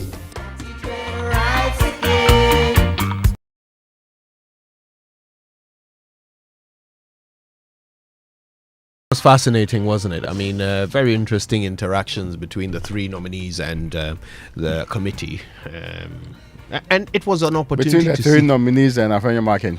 Well, pretty much that's what we switched on our TVs to watch, right? That's basically that's all we got, because everyone else had 2-3 questions, and then Afenyo Markin had the D. Yes. And my goodness, question after question after follow-up after follow-up. I mean, there's something fair about the opportunity given to the minority to ask as many questions as possible. Something about that is fair. But what do you think of the actual questions that were asked? I think perhaps the other problem was that there was a lot of newbies. Yes, and honing the questions. And sometimes the other question you really want to ask is, who helps them in preparing for this? So, if you have seen how the US people do their vetting, Kojo, there is every good reason not to suspect the research behind the questions and the probe that you expect out of that particular set of questions. Yeah. So if she knows that she has 5 minutes, oh, come on, she will drill down. She will drill down to some comprehensive understanding and appreciation of it. When we complained about this in previous vettings, they ended up doing the inclusion. So this is the first time we are really using that subject matter experts, committees related coming on board. So you saw a lot of finance people joining and economics joining. So Tia Kabir and co were not originally members of the committee, but they joined to ask these questions. I think the vacuum we had not considered is whether or not when you are new it impacts the questions that you ask and how you ask it, because sometimes there's a bit of technicality around how you ask it in how the way to ask the question. Yes. Which got some of them in trouble, but I was interested in their main question indeed, and because of that they ended up jettisoning the question itself without having it being reformed in a way that we can still get the best out of it. I think that preparation did not happen as well as it should have been, but I'm beginning to see progress, especially with the introduction of the subject area experts. I'm beginning to see some progress, because some of the guys who were not related to the subject area, and there's also this bit of I think they should stop that process where merely because they say you are a leader you get away with, and they've done it before, but this one, even though it took like 4 hours, his side was complaining that it's too long and leaders, we don't grade them that much. But what is that? Maybe they have an arrangement within Parliament, but I don't think that the arrangement is that when a former, it's a convention, when a former leader comes for vetting, like we say in Ghana, you see inside small. Yes, but so you don't. But you are doing a job for the how people. do the people of Ghana benefit from this convention? I mean, even though it sounds like, oh well, we are treating them with, but especially when the former leader is going into the position of, say, like finance minister, there is every need to make sure that you get the best and everything out of him. They tried that. I'm not saying they didn't ask questions at all, but I was expecting that if you brought on board subject matter leads, and this rule that they are not part of the committee, so they can sit through, but even though they're allowed to, I thought they should rather be leading. If they cannot prepare, yes, I would have been more convinced if they were leading, because some of the questions Sylvia Afenimaki was asking, you can get the point that he doesn't understand the question. So it could possibly be he's been given a question to ask, but he doesn't have a bit of a background to it, and it's not wrong. Preparation requires that you have to be absolutely sure of what you are going to ask. Absolutely convinced. In fact, there is some general rule that an old lawyer in the UK told me that there is no way you can ask a question you don't know the answer to. Indeed. Yes. So in effect, if you are not sure about even where you are taking the question, follow-ups will be difficult. Probing further for us to get the very best out of the candidate may be difficult. So I saw that as maybe it's just the beginning. Yeah. Maybe more experienced people, subject matter areas should gain experience before they are put on committees. Not just when they are new, so that we are correcting them on the floor and you're not sure that they're asking the questions. I think especially with the appointments committee, this is just to add, because you remember, they've just been, this new parliament was just inaugurated. So if you're new, you spend just about a week or so. Yeah. And then you are on the vetting committee. That's like where the work begins. Yes. Can we have some sort of standard, some sort of agreement and say that we will not allow newbies? Because otherwise, I actually think we should prepare them.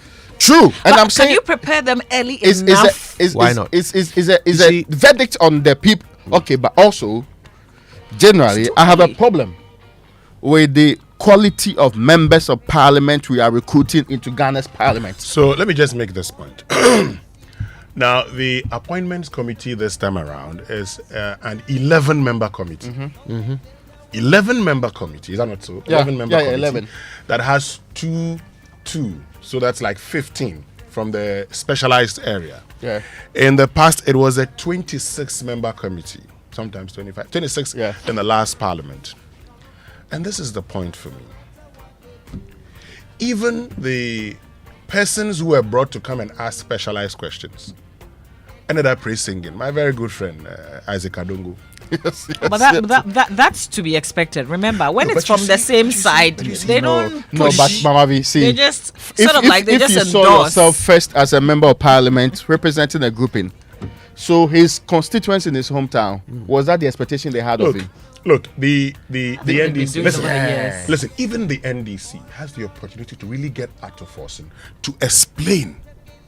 For instance, the scrapping of e-levy and everything.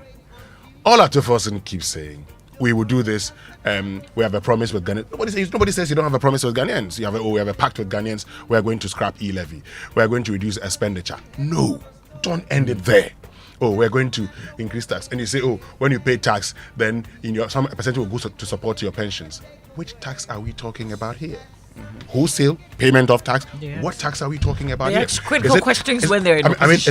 Is it my income tax that a percentage of it is going to, as my personal income tax, that if I pay, a percentage goes to support my pensions?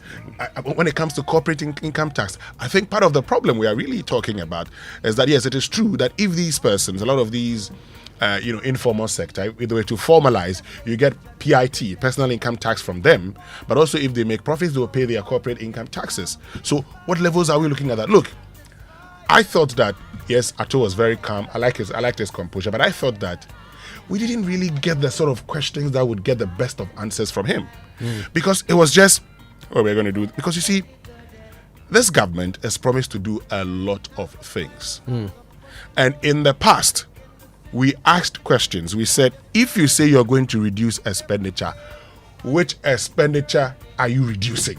Let us know. By what margin? Then we know that we're going to, because today, e-levy and everything and the rationalization of VAT is going to lead to some shortfall of 10 billion Ghana cedis.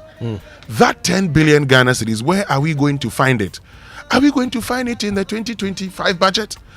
That 10 billion cedis that we're talking about, what expenditure cuts are we expecting to make up for that 10 billion Ghana cedis?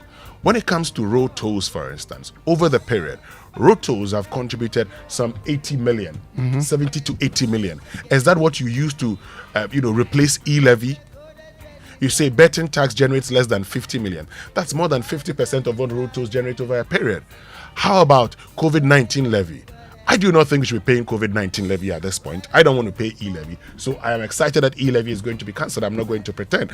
I would have supported the payment of betting tax. But again, once you have said that you're going to take it away, it is incumbent on you to tell us how what you fill the gap in a reasonable form so that it doesn't become a debt problem. Yeah. So these are highlighting deficiencies in the questioning, right? And I think I agree with you.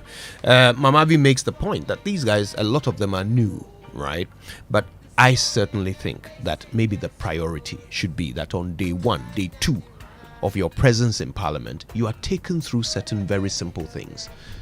Simple things about procedure. How do you make a contribution on the floor? How do you ask a question in committee?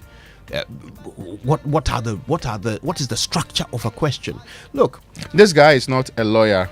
He's not a finance person. What's the name? Muntaka Mubara. Yes. But you can be absolutely sure that his questions will hit home. So people like that should be training. Yes. So he should be sitting people down the very first week. You don't need them to day be one, day APC. two. Yes. What else do they have to do? True. What else do they have to do? We heard about some independent MPs, stuck in traffic, trying to get from one event to the other. They should have been sitting in orientation, being taught how to be an MP, how to ask questions. These things are important. Look, sometimes people watch us doing our job and they think it's easy. You made this point about your lecturer who says that before you ask a question, you must know the answer. Look, I have a friend who has ADHD, and she describes that process, the process that we go through in preparing for an interview. It happens in the head, in the mind of an ADHD person. So before they ask you something, they say, okay, if I ask him this question, he might either say yes or no. If he says yes, then I'll ask him this. And if I ask him this, he might say yes or no. If he says yes, I'll ask. And then they'll come back and say, okay, but if he says no, then I'll ask him that. And so they have a whole decision tree in their head of what to ask you depending on what answer you give before they come and ask you the first question. So they've planned the whole conversation in their head. And wherever you go with it, they are there. They are waiting for you. That's what we do. That's the skill of asking questions. And you realize that not everybody is good at it. True. Have you never watched an interview where the interviewer wants to demonstrate his knowledge of the subject matter? So instead of asking the question, he's just delivering a lecture, at the end of which there is no question to ask. But this is a skill, a fundamental skill. If you are a member of Parliament, this is 60% of your work is to inquire. If you don't know how to inquire, how are you going to be an MP? Because you're basically exacting accountability on behalf of your people and making sure that you represent them properly. Anyway, but I get that. I actually think there's a lot more improvement we need to make with the process and also getting people. I think it's a massive progress that we are putting subject matter experts or people who are familiar from the committees on board. Because somebody can be sitting on the finance committee but really knows nothing about finance. It happens. That's how life is. Yeah, that's where they go to learn. It happens all the time. Yeah. So it's not a bad thing, but that's not how you put your best foot forward. No. You are helping us recruit the best workers for this country. The understanding, the appreciation of those issues should come, and not only Ghanaians are watching. I know that because people are watching, sometimes I don't want to do grandstanding and all of those things. It helps. It makes it a bit interesting and fun and all of that. But the most important part is exacting proper answers for the people who are watching so that we can get value out of that. And to me, I think we didn't get a very complete, maybe subsequently, because they said this one was supposed to be done today, but they brought it back a bit of a day forward or 2 weeks from now, but they are trying to hurry it along. No problem. Maybe the subsequent ones, because we don't know the next batch. It's not been released, so we don't know when they're going to do the vetting. I think Markin says it's tot. yes. Yeah, so maybe when we get the next batch, we expect better delivery from them. We expect better scrutiny. But you expect that they would have their questions. They will know the direction that they want to go way before a list even comes out. Thank you. That's your work. Someone should at least train them on how to ask questions. The other point is that we are available if they want I was consultancy. listening to, you see, Semi Awuku was going to asked Dr. Ayine a question. The build up to the whole question demanded a how. And ended up with what assurances do you give? Assurance? You see, when you don't know how, when you haven't, when you haven't planned your question. If I was an anticlimax, he started on a very good note. He was building nicely. And I was like, well, this is a nice question. Yeah. Because the build up, great. Then he ends with, can you give us assurance? And I'm like, Parliament is fond of, can you give us assurance? Yeah, expectations are, yes, I can give you the assurance. Then the end of the conversation. Yes, I can give Are assurance. you serious? Thank you for your question. Yeah, thank you for this scrutiny. And you could see Honorable Ato Forson giving very short answers. Exploiting that. Exploiting that. Yeah. But nobody was prepared to take him on to actually give the details. Because now that he hasn't given you details, you will pass him as Minister of Finance. And you can hold him to nothing. Yes, and he will fill the gaps on his way. But in the past, I have watched Joe Wise tell nominees to stick to just the answers. Just keep it short. But it would take somebody to do a follow-up to bring out more from you. Never kept it short. Yeah. Muntaka then took advantage. You have 6 questions coming from one person. And those 6 questions, Muntaka spent over 30 minutes questioning you, and you know that this guy has researched. The thing about Dafenyo Makin is that sometimes he thinks he's in court. Did he walk out? At a point. I was watching. I was like, what is he going went to use the on? washroom. He came back. Wait. Patricia PJ It's gas standard. I mean, as a man who's like done it's too early. BCom at the University of Cape Coast, Dafenyo Makin, he has that background too, and you respect better from him. The background, it didn't show that much. And I'm saying you respect that he would. No walkouts in this parliament. It will be insignificant, really. Oh my word. He is very used to the courts. So at every time when he gets the opportunity, he wants to be asking leading questions again. That's this not helpful for is scrutiny. not a platform for It's not leading helpful questions. for scrutiny. For scrutiny, dear, you have to ask a question that allows a person to provide information And the build up to yes, it. it's not a challenge. You're not there to trip someone up. Let them give information. And again, Muntaka had not always delivered questions the way he delivered them in areas he knows say anything about. In fact, let's be clear, Muntaka's background is a Greek. Yeah, planner. It's a development planner. So in fairness, it's not really every area, but if the guy takes you on the economy and he's asking the questions and he's going slowly according to the systems that he has put in place, some more work is required. Let me bring in the UPSA Law School Point of Law series for today. And this one that is taken from Article 78, 1 and 2 of the 1992 Constitution. The President shall appoint as many ministers of state as necessary for the efficient running of the country with the prior approval of Parliament. These ministers will be chosen from members of Parliament or individuals qualified to be elected as member of Parliament, but the majority must come from Parliament. So there you have it. President Mahama says 60. So we're expecting we're left with 57. At least 31 from Parliament. Yes, if he's able to do even 50, we'll be happy. 50. Yes. 50 from. No, 50 ministers. He can do that. Yeah. From the foregoing. But he's told you 60. No. We are expecting less. No more than 60. No more than 60. That's his. Yes. That's his upper limit. I don't expect that it will be less. less than 60. In fact, possible. See, I am okay with it is possible actually. If you but do I'm cabinet not 19, expecting that. If you do cabinet 19, frankly, the rest.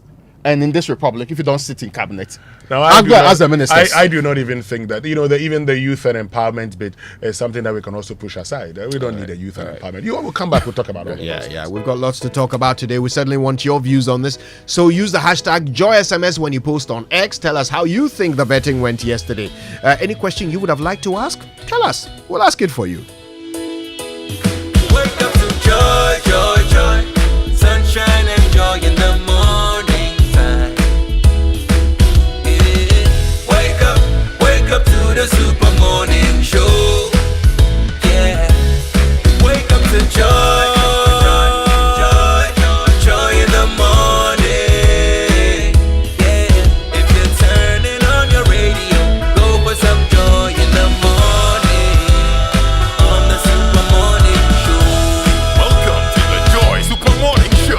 you're wondering where to hold your strategy planning meetings, your board sessions, your staff retreats, there's only one venue, and it's Safari Valley Resort. Think of the green, serene environment, the accessibility, the meeting room capacity, the flow and layout of space, the room flexibility, the quality of equipment, the staff, and of course the first-class catering services. It's got to be Safari Valley Resort as your first choice. Call them on 0596 914 394. Safari Valley, bringing you closer to nature. And here's one from Total Energies. Total Energies says, listen, drive by Liberation Road, Tessano, Dakom, and Link Road, Sakomono Fire Avenue, Oxford Street, Community 1 Stadium, and Apromodo Total Energies service stations. Just change your engine oil and get a free elite car wash to keep your ride sparkling. It's like giving your car a holiday makeover. So while preparing to hit the road, make sure your vehicle is ready. For more details and updates, please visit the website totalenergies.com. Follow Total Energies on social media, Facebook at Total Energies Ghana, X at Total Energies GH, and Instagram is at Total Energies GH.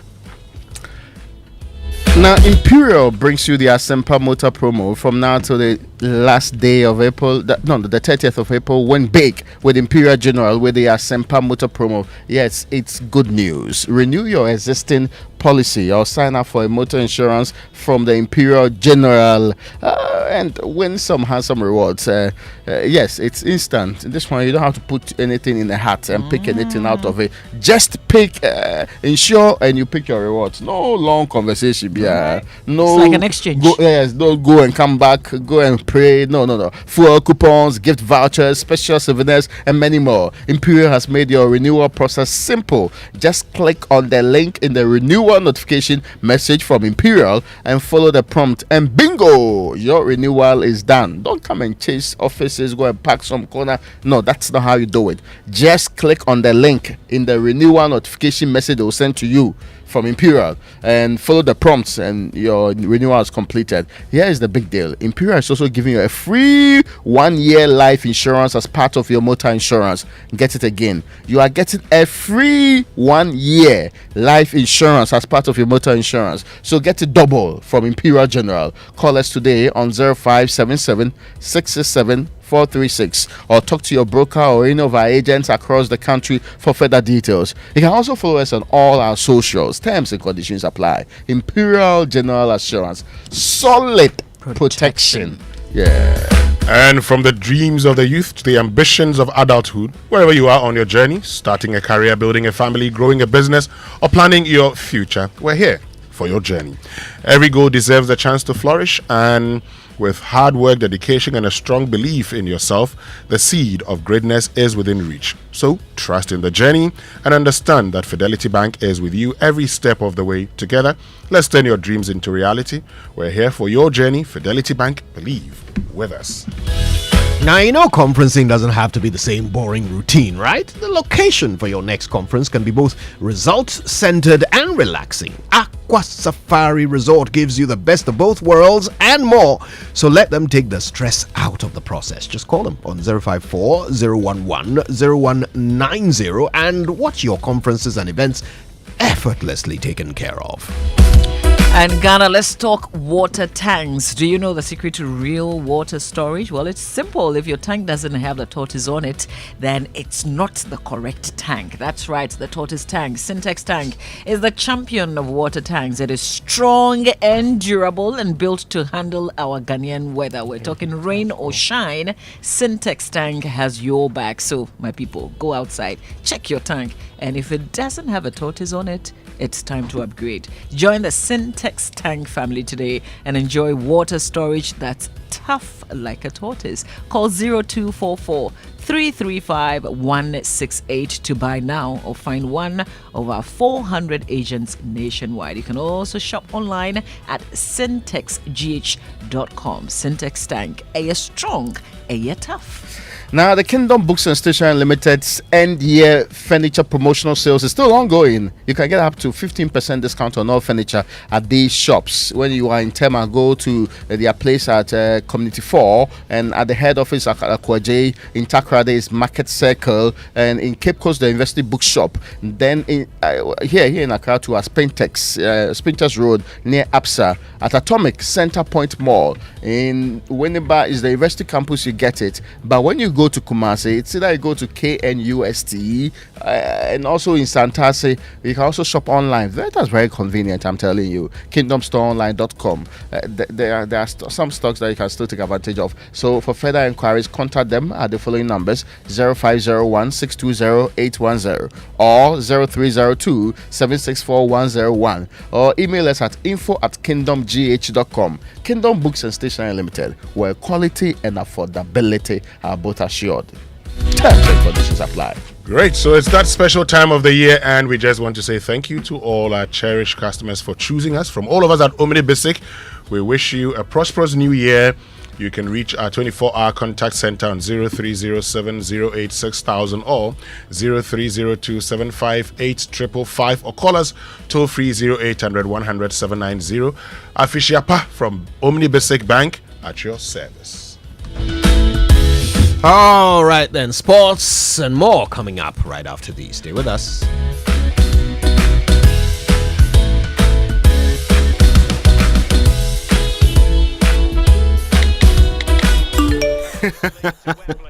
Hey, so as for you, every day you are just pressing your phone. Why? Are they paying you? They are, Oma. The more I use my MTN, the more points I get. And I can use those points to get airtime, data, and even discounts at shops and restaurants. Hey, so that is why all of you are always pressing your phones. And you won't tell us, so that we too we can enjoy some. Oh, ma. There's always more to enjoy with MTN Rewards. Just keep talking, testing, and browsing all day, every day to collect your points and use it to redeem amazing offers and discounted freebies right away. There's so much available for you. So dial *550# and get your reward today. Let's go everywhere you go. Kweku, have you heard what they are doing on MTN? Imagine a world where your home or business is powered by the sun's boundless energy. Picture your rooftop transformed into a solar sanctuary, radiating with eco-friendly vibes and city-saving brilliance. Well, dream no more. With Standard Chartered's renewable energy loans, you can turn this dream into a dazzling reality. And guess what? Our renewable energy loans come at very low rates. That's right, we are not just offering loans, we are offering the keys to your solar-powered kingdom. Say goodbye to high electricity bills and step into a new world where every watt generated is a step towards a brighter, more sustainable future. So if you're ready to take control of your energy destiny and switch to solar today, give us a shout on any of the following phone lines: 050-153-5789, 050-153-5790, 0244-674154. Let's chart a course for a brighter tomorrow and make your solar dreams shine brighter than ever before. Standard Chartered, here for good.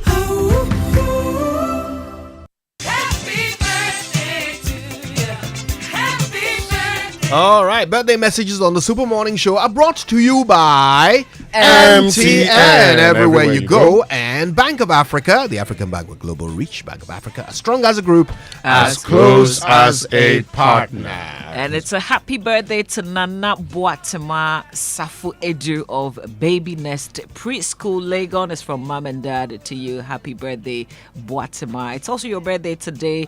Monita Debbie of the Risk Department of Deloitte is from your country managing partner, Daniel Kwejo Owusu, and all staff. All right, Mrs. Catherine Tego is 60 years old today. Happy and blessed birthday to you from your family and loved ones. And now, these were from yesterday. I wasn't able to do them. A belated happy birthday to, my uncle, Group CEO, Mr. Edward Fokwoche. Happy birthday to you. Also at Glyco, CEO of Glyco Healthcare, Mame Efriye Boache, is also celebrating her birthday today. And this is from everyone at Glyco Group. They thank you for your leadership and wish you good health, long life, and prosperity. Uncle Kweku, happy birthday to you. Where's the cake? I want some. This one says, happy birthday. Please wish my friend Benjamin Chachu Kosina, the Zonal Business Manager of Graphic in Kumasi, a glorious happy birthday. Is from Amwa, Emmanuel, Isaac, and his friends in sales and circulation at Graphic Communications Group. So happy birthday to you, Benjamin Chachu Kosina. All right. Happy birthday to Emmanuel Moses Affle, aka Stengo of CalBank PLC. God bless you and may God be gracious to you. It's from all your friends and corporate team of CalBank PLC. Yesterday was your birthday, so belated happy birthday to you. All right. Okay, we're done? Good. Yes, we're done. Joy Sports Center is brought to you by MTN. Everywhere you go, Standard Chartered Bank. Here for good. And if it's football you want, DSTV has got it all. Yeah, it's all on DSTV. All the leagues, all the cups, all the matches, live in HD. This season promises to be exciting. DSTV, your home of entertainment. And as the new year begins, it's essential to take the right steps towards achieving financial stability. The start of a new year is the perfect opportunity to sell your financial goals and start on the right path.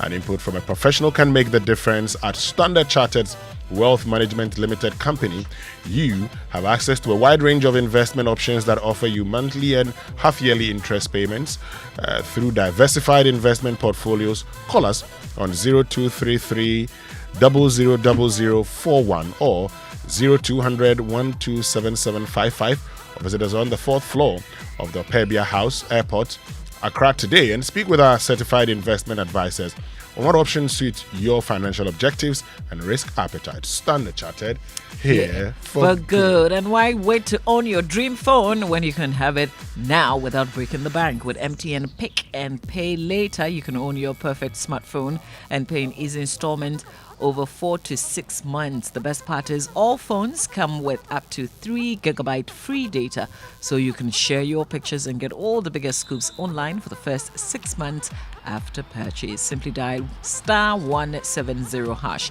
*170#. Choose device, pick and pay later under the loan menu to start the process with just a small initial deposit. You then stop by any MTN service center to grab your dream phone and enjoy the ultimate smartphone experience. Actually, this is one for you. Just stop by the MTN service center and grab your dream phone and pay later. Definitely. Good morning. Good morning, Mama V. How you doing? I'm okay. How are you?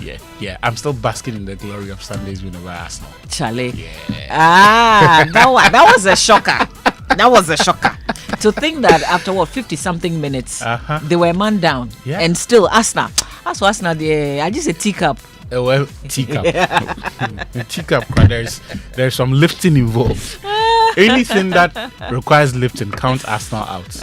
Like as Patrice ever said, Arsenal are like that movie or series on Netflix.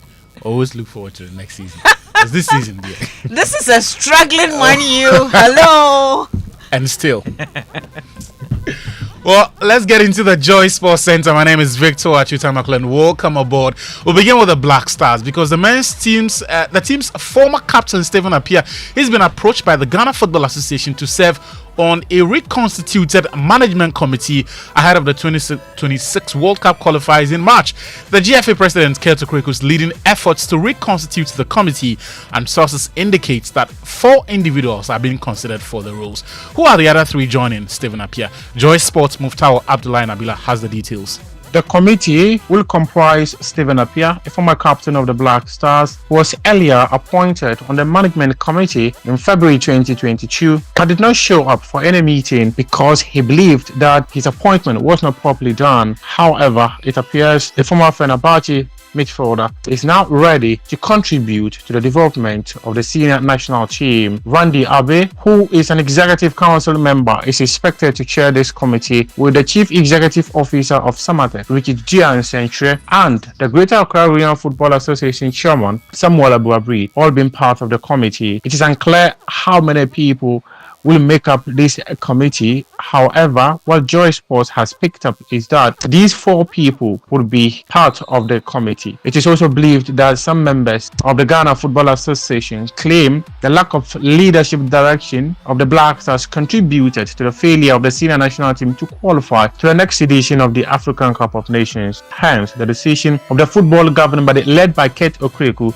to consider reconstituting another management committee of the Black Stars. Richard Gia in Central Joy Sports sources appears to have a bad blood with the Ghana Football Association following the decision of the football governing body to give Samatex $15,000 to participate in last year's CAF Champions League. The normal thing which has always been done by the Ghana Football Association since the Kwesi Nyantakyi era has always been giving clubs that are going to represent the country in the CAF Interclub competitions $30,000. And just last season, Midiama SC and Dreams FC were all given $30,000 each to participate in the CAF Champions League and Confederation Cups respectively. However, the Ghana FA gave Samatex and Instructorman $15,000 each, which Mr. Century believed was quite unfair. Hence, he's still consulting on whether to accept the rule set from the management committee.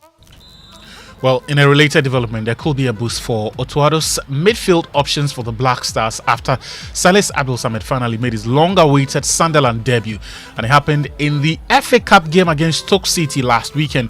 The 24-year-old joined the Championship club in August and had to wait for nearly 5 months to make his first appearance due to an injury he picked up shortly after signing. Here's Sunderland manager Regis Lebris expressing his satisfaction with Samad's performance on Sunday. Yes, sure. It's good news because after 6 months he was injured, and now it's good news for him. You need time to be at his best level, but it was a good step today to be involved in that game. Still on national team issues, and the Ghana Football Association has named Kasim Okanse, popularly known as Mengo, as head coach of the male national under-23 team, the Black Meteors. The nation's FC coach takes over the role after the technical team was dissolved in 2023 for failing to qualify for the Olympic Games last year. Let's head over to Parliament now, where Finance Minister designate Dr. Cassiel Ato Forson has vowed to abolish the betting tax in his first budget if his appointment is approved. The 10% withholding tax on all gambling winnings was introduced in August 2023 by the previous NPP government to increase revenue. Speaking during his vetting last night, Ato Forson argued that the tax has failed to achieve its intended objectives and should be scrapped. Some of the taxes out there are not bringing in the revenue that it should. For example, the betting tax is bringing in less than 50 million Ghana cedis a year. It's a nuisance tax. Scrapping 50 million Ghana cedis will not mean anything in a way that will affect the economy if you are to adjust, particularly from the expenditure side. I mean, the noise for the betting tax and all does not comprehend the imposition of such a tax. That's why I believe that scrapping such a tax will not necessarily affect the forward march of the Ghanaian economy. I insist that that tax must be abolished. And as Minister of Finance, my first budget, I will abolish the betting tax. Moving on, Kumasi Asante Kotoko will return to the Ghana Premier League this weekend after securing a place in the round of 16 of the MTN FA Cup. The Porcupine Warriors face Vision FC at the Babayara Stadium on Sunday, following another home game against Kerala 4 days later. Kotoko coach Prosper Natiogun believes this is an opportunity to outline their title credentials. It should be a turning point for us in terms of our ambition to compete for the trophy. It should be a turning point for us. We are playing 2 games at home. We should make the very best out of this opportunity. Try and play well in terms of performance. Try and make sure that the chances we create, we convert them. It's all about the 3 points. When we get the 3 points, these vital 6 points, I'm sure when we get them, it will inspire us a lot in terms of our approach at training and our approach in subsequent games. Kotoko's rivals Accra Hearts will also play away to defending league champions Samatex 96 on Sunday after they also booked a place in the FA Cup last 16. Hearts coach Abubakar Ouattara is anticipating a tough clash against the Timber Giants. I thank God we get that qualification for the next stage. We are going step by step. Now our mind is on the next GPL match against one of the strong team, the defending champion, is the Samates 1996. We are going to play against them. That's the important thing today. But FA Cup, everything can happen. Well, we don't always talk about baseball, but today we have to, because the Golden Palms have retained African Youth Championships title after beating Kenya in Sunday's final in South Africa. The Golden Palms reached the final after eliminating Zimbabwe, Lesotho, Tunisia in the earlier rounds before defeating South Africa in the semi-final. This is the second time Ghana has won the tournament, having successfully hosted and won the Under-18 Baseball Championships in Africa 2 years ago in Cape Coast. And now the team will have to shift focus to the World Championships in Mexico that will begin in November later this year. In England, wobbling Premier League champions Man City will hope to put their title challenge back on track when they play away to Brentford later tonight. City, who are struggling for form this season, are 12 points behind league leaders Liverpool and are riddled with multiple injuries. Here's City manager Pep Guardiola speaking ahead of the game. The club thought about to do it, and I said no. I don't want to make any signs. I rely on the team, and I wanna stay with them. Just Sabio came, Gundo back. It wasn't expected at the end, but came back. But just Sabio came, and I said because I rely a lot with these guys, and I thought still I can do it again with that guys, and do it. But after the injuries maybe we should have done it, but you never know in that position. But I think the team is really good. Meanwhile, Nottingham Forest could cut Liverpool's lead to 3 points when they face off at the City ground tonight. Forest sit third with 40 points, while the Reds are first with 46 points with the game in hand. Liverpool manager Arne Slot believes Forest have the same pedigree as Arsenal and Chelsea. Forest is then up there with us, with Arsenal, Chelsea and City and all the others. Then they definitely are a team that's in competition with us and with the other teams, and they deserve to be treated like this if you look at the way they play, if you look at their results. It's going to be a very difficult challenge tomorrow to get a result. Kickoff is at 8 p.m. while Chelsea face Bournemouth 30 minutes before that, and at the same time West Ham will take on Fulham. Elsewhere, former world heavyweight champion Tyson Fury has announced his retirement from boxing.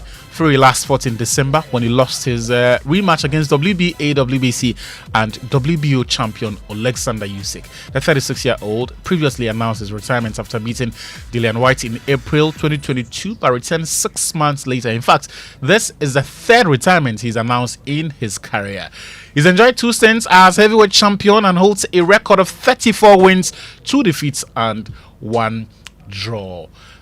In tennis, Elena Rybakina needed just 53 minutes to reach the Australian Open second round with a dominant win over Australian teenager Emerson Jones. Kazakh Rybakina served 11 aces and hit 26 winners in a 6-1, 6-1 win. Meanwhile, American 8 seed Emma Navarro had to come from a set down to beat compatriots Peyton Stearns 6-7, 7-6, 7-5 to progress. And that's how we end the Joy Sports Center.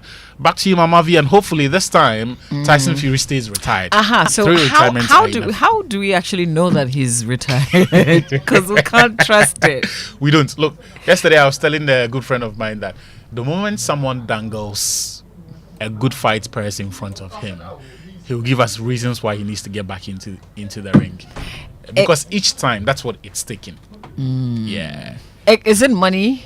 That's what it is. But is it because he's broke? No, he's not. Oh, okay. No, Tyson All right. Fury. Maybe it's just for the fun of it. It's not as if he has the alcoholic problems of yesteryears for us to say addiction is eating away his money or any of that. He looks in a very good place. It's been for maybe it's boredom. I mean, you think that you want to retire and then the you kind go of boredom and that wins you hundreds of millions of pounds it has to be the right kind of boredom because.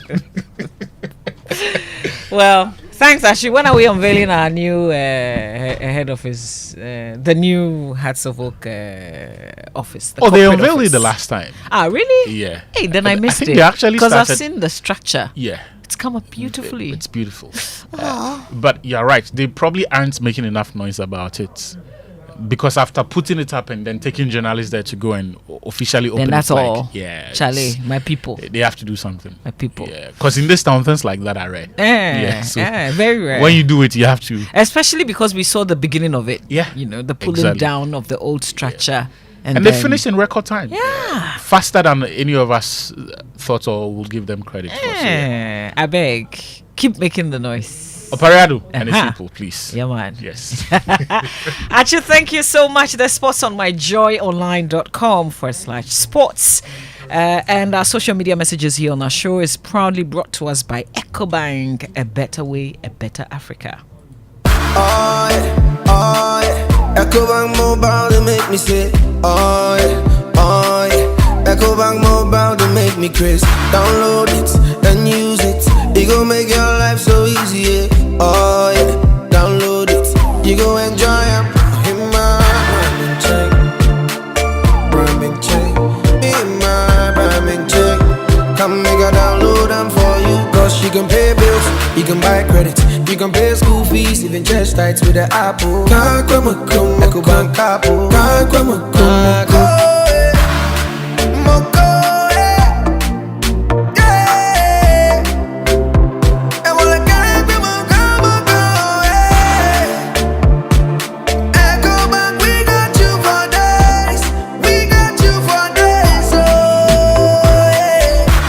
Jinapor. Life is easy with the EcoBank mobile app. You can pay your bills, transfer to and from mobile wallet, virtual card creation, transfer to other banks, express account opening, scan and pay, express cash, all at your fingertips with the EcoBank mobile app. You know it's 5-star life with EcoBank. Kim promise. Wake up, good morning, good morning. Coffee in your cup and Joy on the set. The Super Morning Show is always the best bet on Joy 99.7 FM.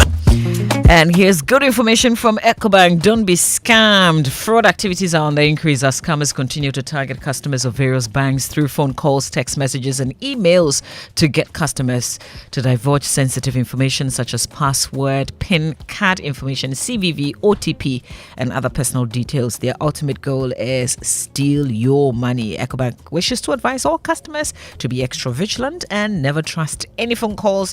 Certainly do not trust text messages or emails from anybody posing as an EcoBank staff and assisting customers to update their bank details. Some of them give you the impressions that EcoBank will be calling you to ask for your account or card details or help you link your Ghana card to your bank account or offer unsolicited assistance. Beware, as these fraudsters will try to gain your trust and persuade you to give out your personal or account details. Protect yourself by never sharing sensitive details with anyone claiming to represent EcoBank. And here are things that you should always remember. We keep saying, please remember that bank account details can only be updated at an EcoBank branch. Also, EcoBank mobile app can only be upgraded at the App Store or the Play Store. Do not share your password, your PIN, OTP, card information, or any other personal information with anyone, whether remotely or face-to-face. Linking your Ghana card to your EcoBank account is at any EcoBank branch or the website ecobank.com. Never give the 16 digits or any number on your bank card to anyone. Also, avoid any calls or messages that request you to click a link. And here's a final one. Report any suspicious SMS, email, or phone call to the EcoBank contact center and delete such messages at once. When in doubt or feel insecure, please call EcoBank contact center on this toll-free number 0800 003 225. It's 59 minutes after 7. Let's bring you the fuel station tips, which is brought to us by Chamber of Oil Marketing Companies, shaping policy, advancing industry standards. Here's your tip for today. Provide feedback on safety practices.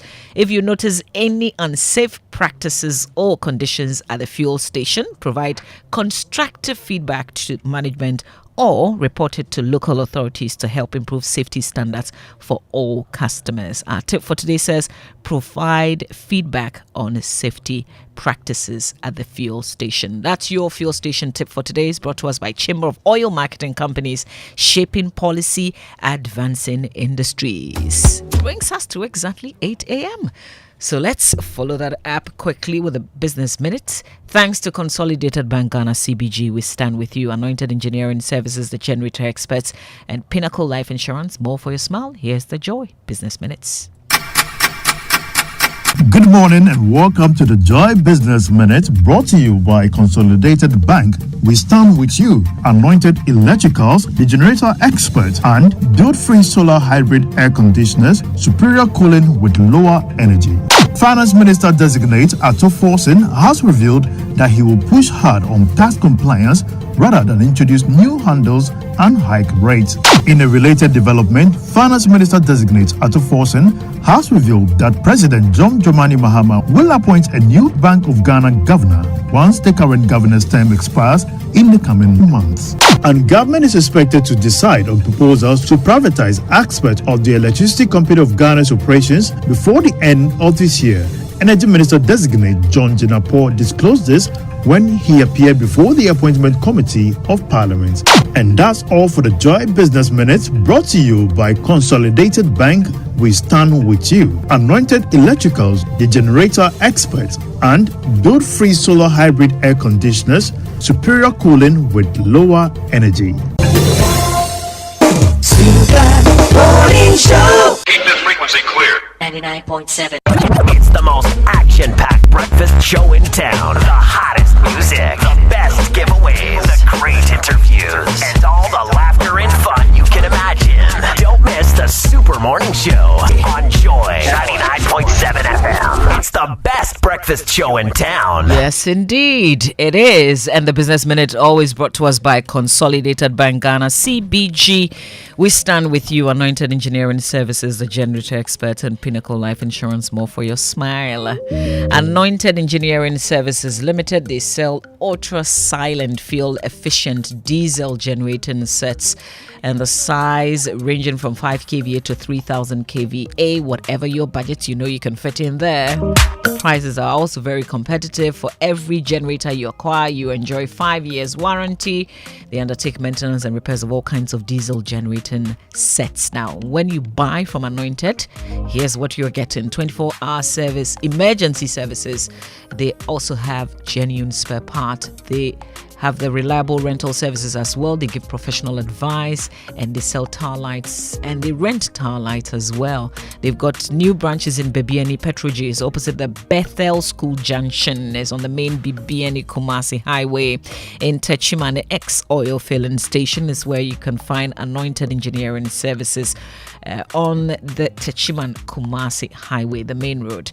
And then their head office is right here in Accra, number 77 Anointed House on the main Odoko Malam Highway near the Odoko traffic light. They have in all 18 branches across the country, and they also do have a training school. And if you have someone who is interested in learning about generators and plants, or somebody wants to be an auto mechanic, they want to learn about electricals and controls and solar installations, you can get it all done at Anointed Engineering. They offer 80% hands-on training and 20% theory, so it's mainly practicals. Call them. These are their hotlines: 0243 480 334 and 0243 690 0243 690 Anointed, the Generator Experts.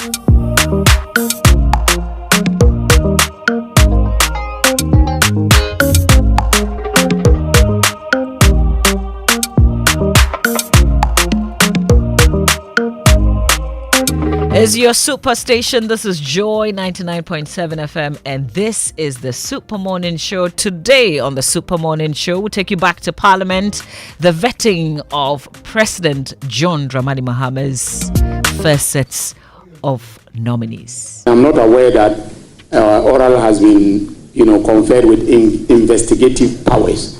They are gathering information. for purposes of determining, whether or not some wrongdoing has taken place by a higher body. I remember them saying that once the Attorney General takes office, they will hand over the information. It's like a whistleblower, coming to the Attorney General with information. There's nothing legally wrong with that. So I still stand by that. I think that oral is not unconstitutional. Oral is not illegal.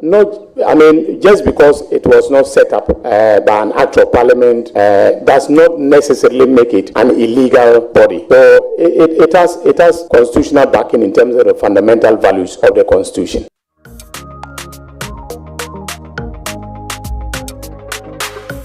I believe there's the need for us to immediately work to bring inflation down. And then also work in such a way that we can stabilize inflation, stabilize the exchange rate, and create jobs. Until we do such a thing, certainly the concerns you've raised will still be there. And there's a lot of work we have to do. It starts from the fiscal authorities. We need to cut expenditure. The time is now. We have to cut the waste. And if you cut the waste, certainly you'll be able to you will certainly go to the market in a careful way that you will not be borrowing as much as you are borrowing today. No one can convince me that our budget does not have waste. We need to cut them. We need to come together, identify them, and cut it. Mr. Chairman, the question is, the waste benefit only a select few. And then its unintended consequences affect all of us as a nation. It ends up breeding fiscal indiscipline, high budget deficit, financing, and in the end, we've seen the outcome, haircuts. That's the outcome. But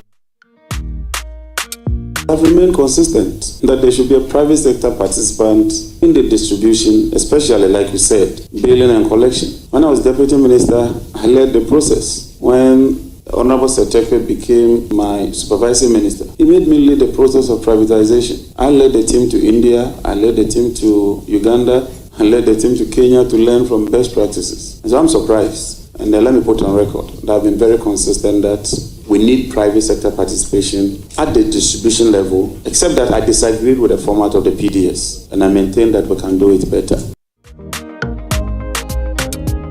I've gotten a letter from Car Power. We owe them $377 million. They are threatening to shut down. Tallow over 100 million.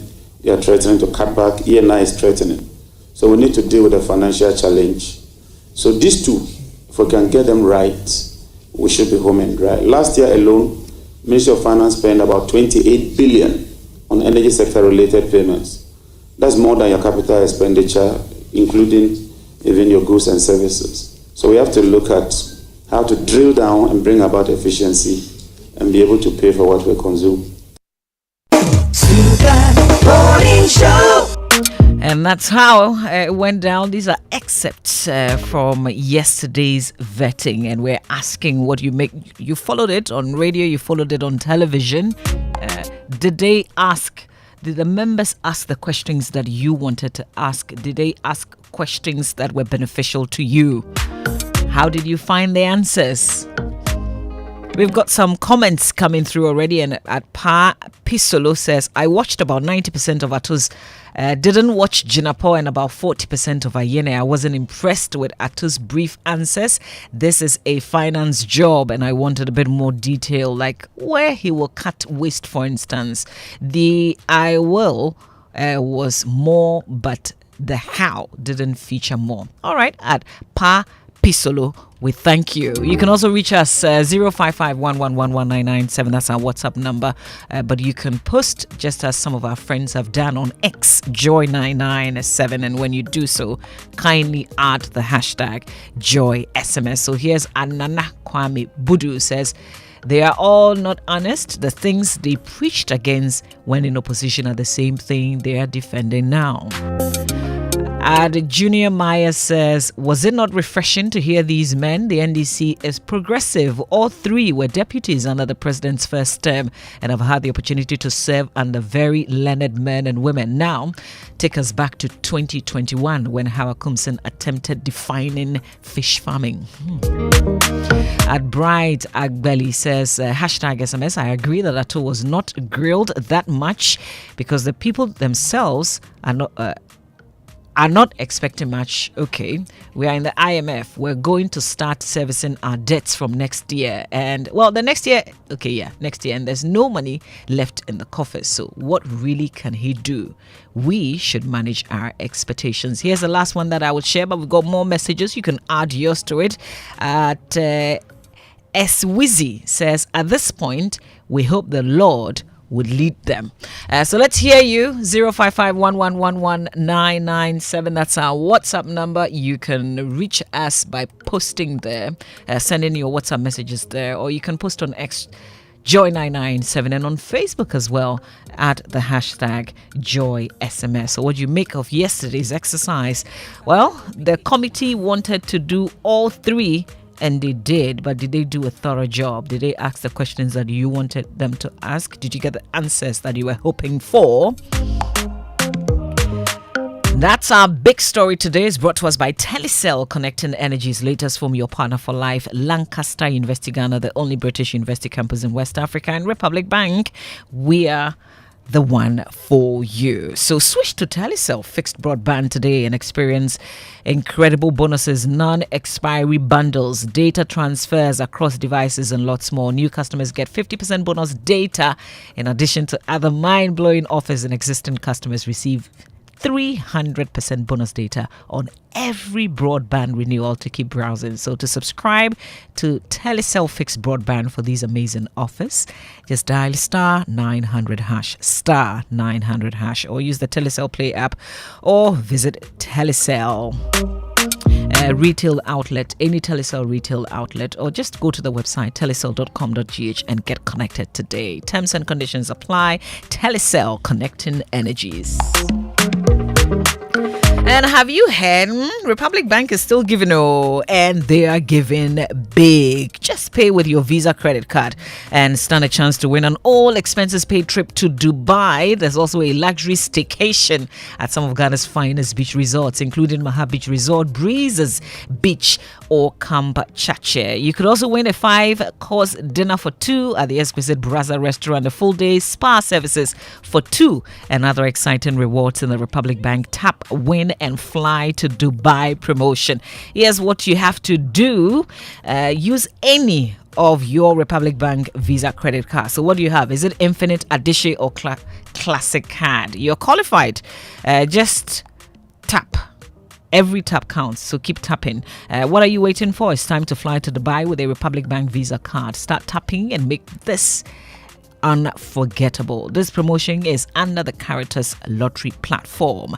Republic Bank, we're the one for you.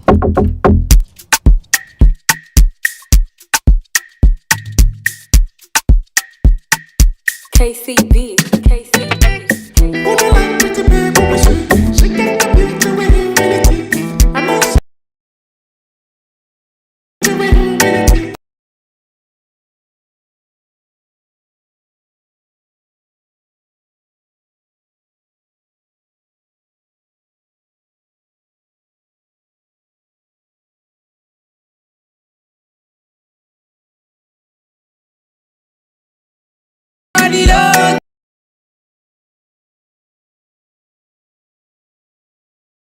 This is the Super Morning Show right here on Joy 99.7 FM. It's a happy birthday to Ian Alexander Papakwiku Ado of Villac International School, level 10 unlocked there for you, man. Good for you. Your star will shine bright always. Daddy, mommy, uncles and aunties, and all, we love you dearly. Okay, Ian Alexander Papakwiku Ado, happy 10th birthday to you from your friends.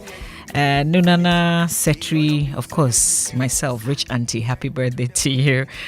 It's 14 minutes after 8. This is the Super Morning Show. We're talking about the vetting yesterday. How did it all go down for you? We'd love to hear from you. Most of you are sending messages, so keep them coming through via WhatsApp 0551111997. On X, use the hashtag JoySMS. More of your messages when we return. Auntie T, abeg, fix me gobetete Ghana. No garri, no oil, no plantain, just beans then eggs. Hey, bruh, that be dangerous combination, no? Problem no day. I fit handle am. For Telecel, we the Bob say everybody gets what they like. That be why Made For Me bundles day. Based on your usage, you fit get your own data and call packages. Fala! Made For Me bundles like the way you the want them. That *530#, then buy Made For Me bundles today. Telecel, connecting energies. Are you hoping to start university this January? If you want a British degree from a world-class university at a fraction of the cost, then join Lancaster University Ghana in Accra. With a diverse student community, vibrant campus life, and up to 50% scholarship to support your study, Lancaster University Ghana provides you with a world-class education that creates endless possibilities globally. Don't miss this once-in-a-lifetime opportunity. Apply to join Lancaster University Ghana, where learners become leaders. Admissions are currently open for our January 2025 intake. Apply now for our foundation program. For more information, contact us at +233 030 221 8989 or send an email to admissions@lancaster.edu.gh. Lancaster University Ghana, the only British university campus in West Africa. I used to stress about where to receive my Abroad Seeker and always used to doubt whether my friend has really sent it. So I asked a friend of mine and he said his wife used to have similar challenges until she decided to receive money transfers from CBG. Well, I can relate because now I receive my money from CBG. It's so simple, fast and secure with no delays and no hidden fees. And I must say, life is now feeling good. Stay connected to your loved ones no matter where they are. With Consolidated Bank Ghana's money transfer services, you can receive money quickly and securely from abroad, whether through MoneyGram, Western Union, PayAngel, TransFast, UnityLink, Ria, EaseRemit, Thunes, TapTap Send, and TerraPay. Cash out your way any day with Consolidated Bank Ghana. Welcome to the good life. CBG, we stand with you. We stand with you. What makes you smile? Is it time with loved ones, pursuing your passions, or simply enjoying life's little moments? At Pinnacle Life Insurance, we believe that life insurance should do more than just protect your family's financial future. It should also help you live your best life now. Our policies offer comprehensive coverage, living benefits, and rewards to help you make the most of today because we think of wealth differently.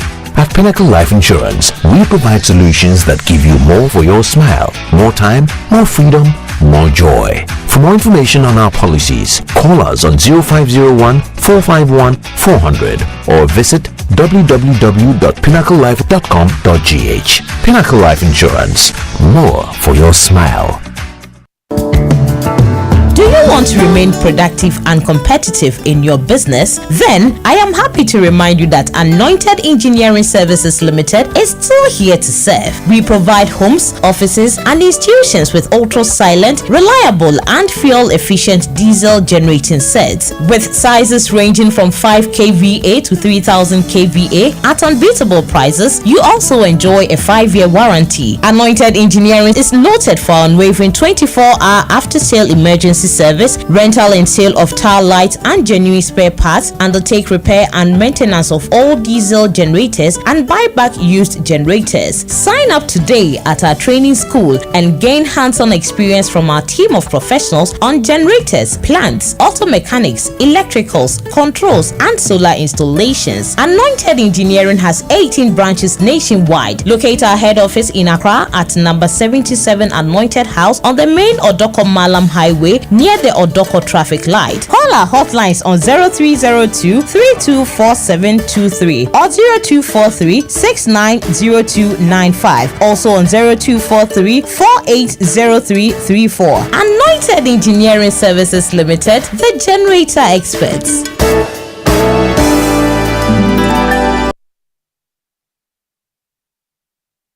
coffee in your cup, and Joy on the set, the Super Morning Show is always the best bet on Joy 99.7 FM. I've gotten a letter from Car Power. We owe them $377 million. They are threatening to shut down. Palo over 100 million. They are threatening to cut back. ENI is threatening. So we need to deal with the financial challenge. So these two, if we can get them right, we should be home and dry. Last year alone, Ministry of Finance spent about 28 billion on energy sector related payments. That's more than your capital expenditure, including even your goods and services. So we have to look at how to drill down and bring about efficiency and be able to pay for what we consume. We believe there should be a private sector participation. What we intend to do is to form a 7-member committee chaired by technical experts, legal experts, financial experts, and some industry players, and even somebody from the consumer side. What we want them to do is to get us a framework looking at best practices. Would a concession approach work or a full privatization work? We will stay off as politicians, let them get a framework in a more transparent, open, frank manner. Then when we get a buy-in of Ghanaians, then we can set the standards using an RFQ, an RFP, and then a competitive tender process. Let me make this clear. We are not going to do sole sourcing when it comes to the ECG private sector participation. The first problem we need to address is the issue of fuel. Fuel supply is a major problem confronting the sector. Currently, we have a deficit of about 40 to 60 mm of gas. If you take the gas from ENI, gas from Jubilee 10, and then gas from N-Gas, and you put all together, you still have a deficit. And so you have to be depending on some level of light crude oil, some level of heavy fuel oil, and some level of distillate fuel oil. Our immediate objective will be to bridge that gap. We've met Jubilee partners, we've spoken to the partners and the operators, Talo, we've also spoken to Ghana Gas. They are currently doing 100 mm SCAF. We are confident that if they do some reconditioning, they can increase it to about 35 more. And that will give us a lot of buffer. So once we solve the fuel situation, and we have some liquid fuel reserves as a backup, we should be okay. The next one will be to deal with the financial challenges. The Chairman, the NDC indicated from day one that the road toll will come back. We are not running away from it.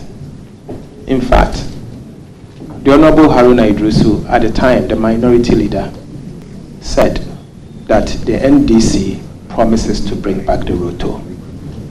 The Hansard will bear us out. We have not run away from that fact. So, I can assure you, we are a party that sticks to our promises. And whatever we have promised to do, we'll do just that. If the road toll is a way to raise revenue, we'll raise the revenue. And the road toll, if you use the road, you have to pay a toll. And it's all over the world. Ghana won't be the first country, won't be the last one. You have to contribute towards the road maintenance. And so the only thing is we have to collect the revenue effectively and efficiently so that we can plow it towards the maintenance of those roads. Thank you. Thank you, Mr. Chairman. Mr. Chairman, the IMF did not ask the former government to introduce e-levy. The e-levy was introduced before the IMF program, and so the IMF did not ask you to introduce e-levy. The betting tax was also introduced by yourselves, not the IMF. It's not an IMF prescription. The IMF will give you a fiscal deficit to achieve. It is up to you how you achieve it, and we'll do just that. But let me say this, Mr. Chairman. Mr. Chairman, the NDC government recognizes that there is an IMF program. We are committed to implement the IMF program. We are also committed to achieve the objectives of the IMF program. We are not going to jettison the IMF program. We implement it. It is an agreement between the Republic of Ghana and the International Monetary Fund. Today, we are in government. We have a responsibility to implement it. I'm on record to have said that we will implement the IMF program. And so we implement the IMF program. We are not running away from that. And so whatever it takes, we will not run away from the implementation of the IMF program.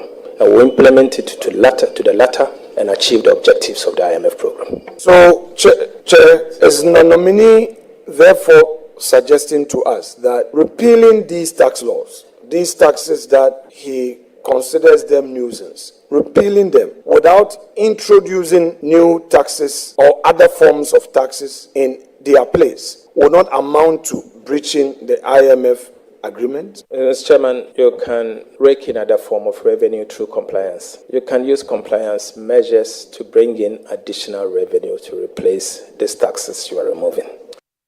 Will you abolish the e-levy? My position on the e-levy is well known. I do not intend to run from it. I've written articles against the e-levy. I championed opposition against the e-levy. I still stand by them. Mr. Chairman, the e-levy is neither a direct tax, indirect tax, or an excise tax. I don't know how to classify the e-levy as a tax practitioner. Mr. Chairman, it doesn't mean that I do not recognize that the e-levy brings in certain revenue. But the fact remains that the e-levy retards our progress towards a cash-light economy and the fintech. We need to abolish the e-levy. I have said, and I'm on record to have said, that given the opportunity to abolish the e-levy. Mr. Chairman, in the short term, we need to bring confidence back. It's as important as anything. My proposal is for us to immediately introduce a very strong budget, signaling that we are ready to do the heavy liftings. That first budget will indeed send the right signal that Ghana is ready to open our doors for investors to come into the country. I believe if we are to introduce strong measures, particularly from the expenditure side, we will be able to bring inflation down to 8% plus or minus 2. In doing so, we'll be able to reopen the domestic bond market so that we can move away from the over-reliance of the treasury bill market. And so we'll be able to, at a minimum, smoothing the harms that has been created as a result of the domestic debt exchange. I'm not aware that Oral has been, conferred with investigative powers. They are gathering information for purposes of determining,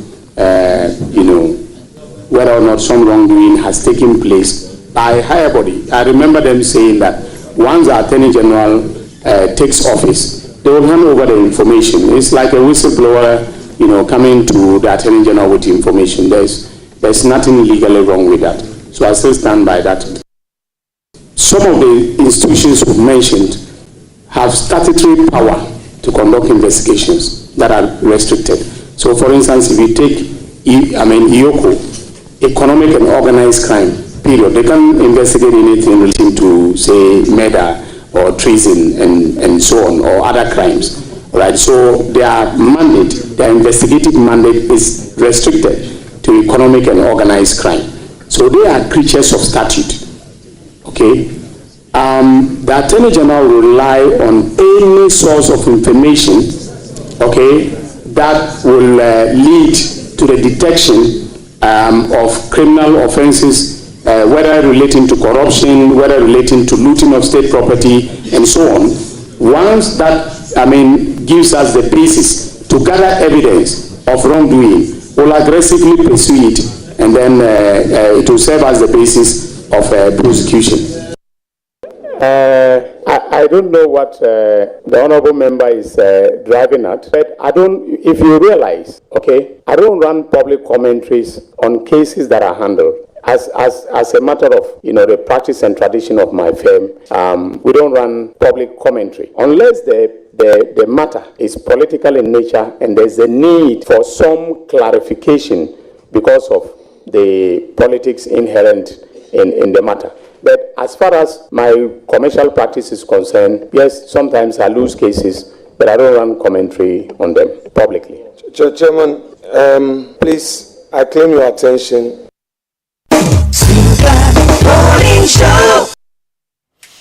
Yeah, so those are some excerpts of how things unfolded yesterday in Parliament as three of the President's nominees for the portfolios of Finance, Energy and Justice came up against the Appointments Committee. We need to analyze how things unfolded, and we've got two, in fact, hopefully three great voices to help us dissect it. Let's say good morning to Kweku Ansah Asare. He's a former director of the Ghana School of Law.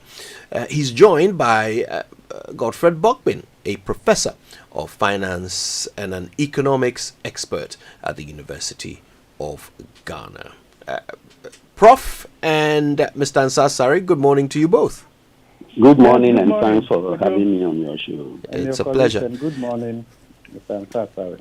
Thanks for your time, both of you. Now, I think what we'll do very quickly before we settle into the details is to get your general impressions, just very briefly and quickly. I'll start with you, Mr. Ansah Asare. You mean with respect to how things went yesterday? For the position of Attorney General? Well, in fact, yes. Let's stay on that. I think he did remarkably well. I don't think that he did anything that should invite a consensus on him. I think he did well. Okay, and Prof. Bogbin, on the finance minister designate and generally how things went. Well, I think that it was fairly okay. I was expecting a little bit of rigor in terms of the questioning and then also in terms of the response, especially from the finance minister designate. But I think overall, it was fairly okay. Very well.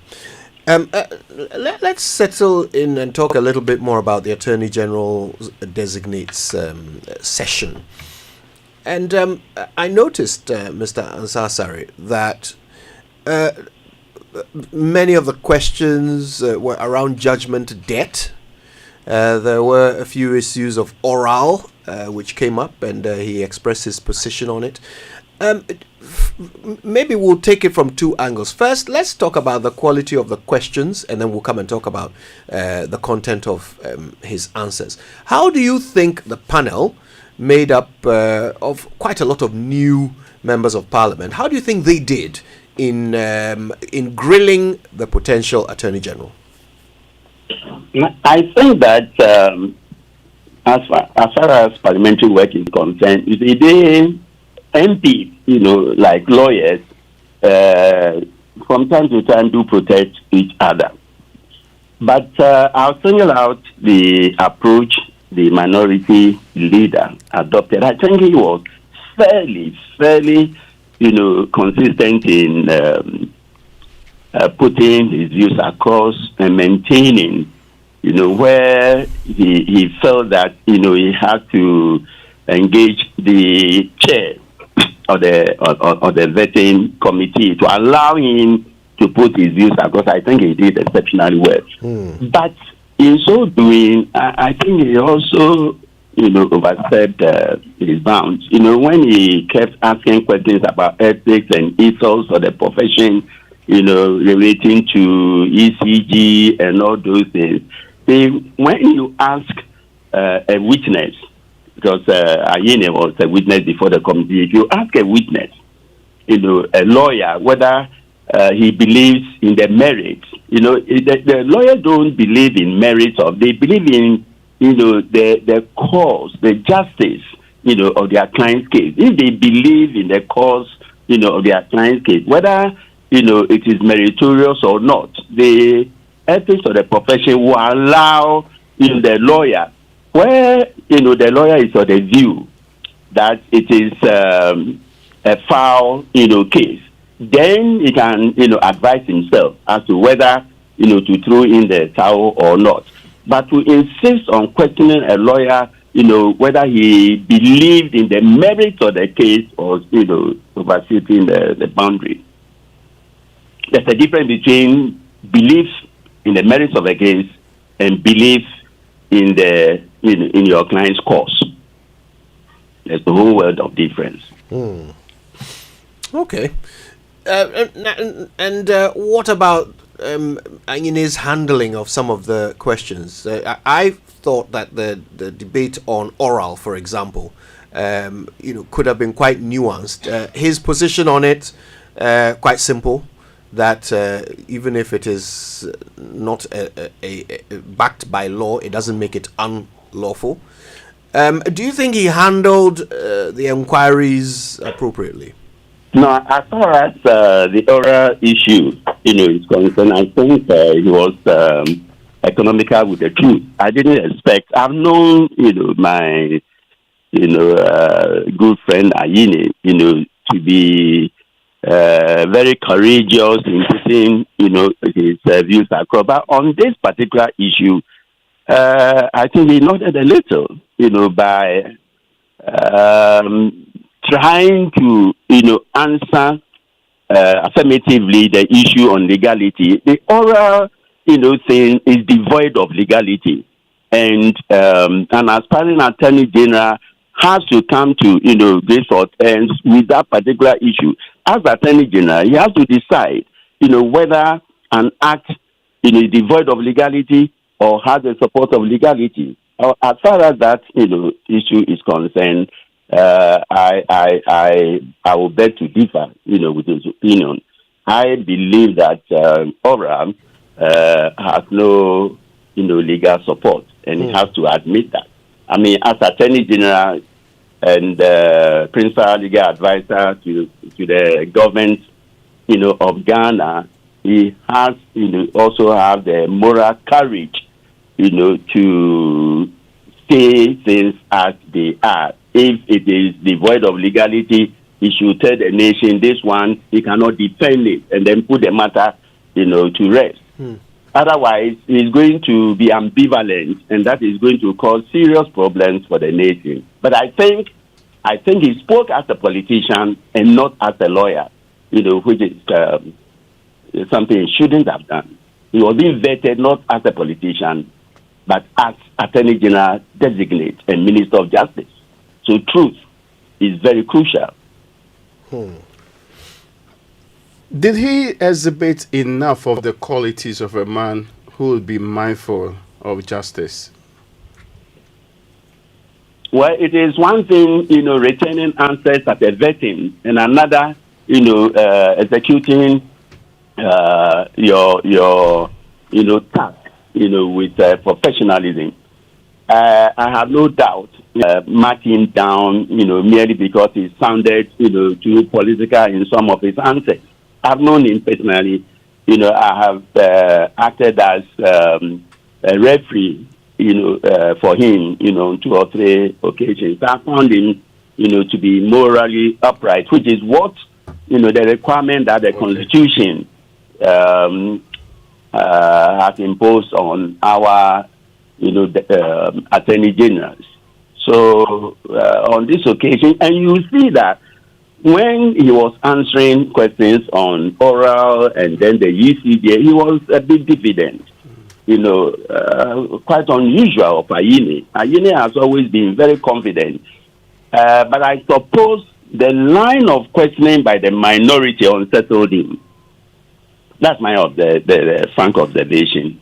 I think he got to a point, when he saw that the minority leader, was trying to, pin him down, to areas that he wasn't adequately, prepared, for.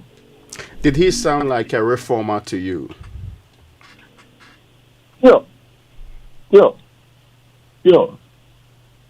And I think if the ministry is resourced and he has a good team, he will deliver.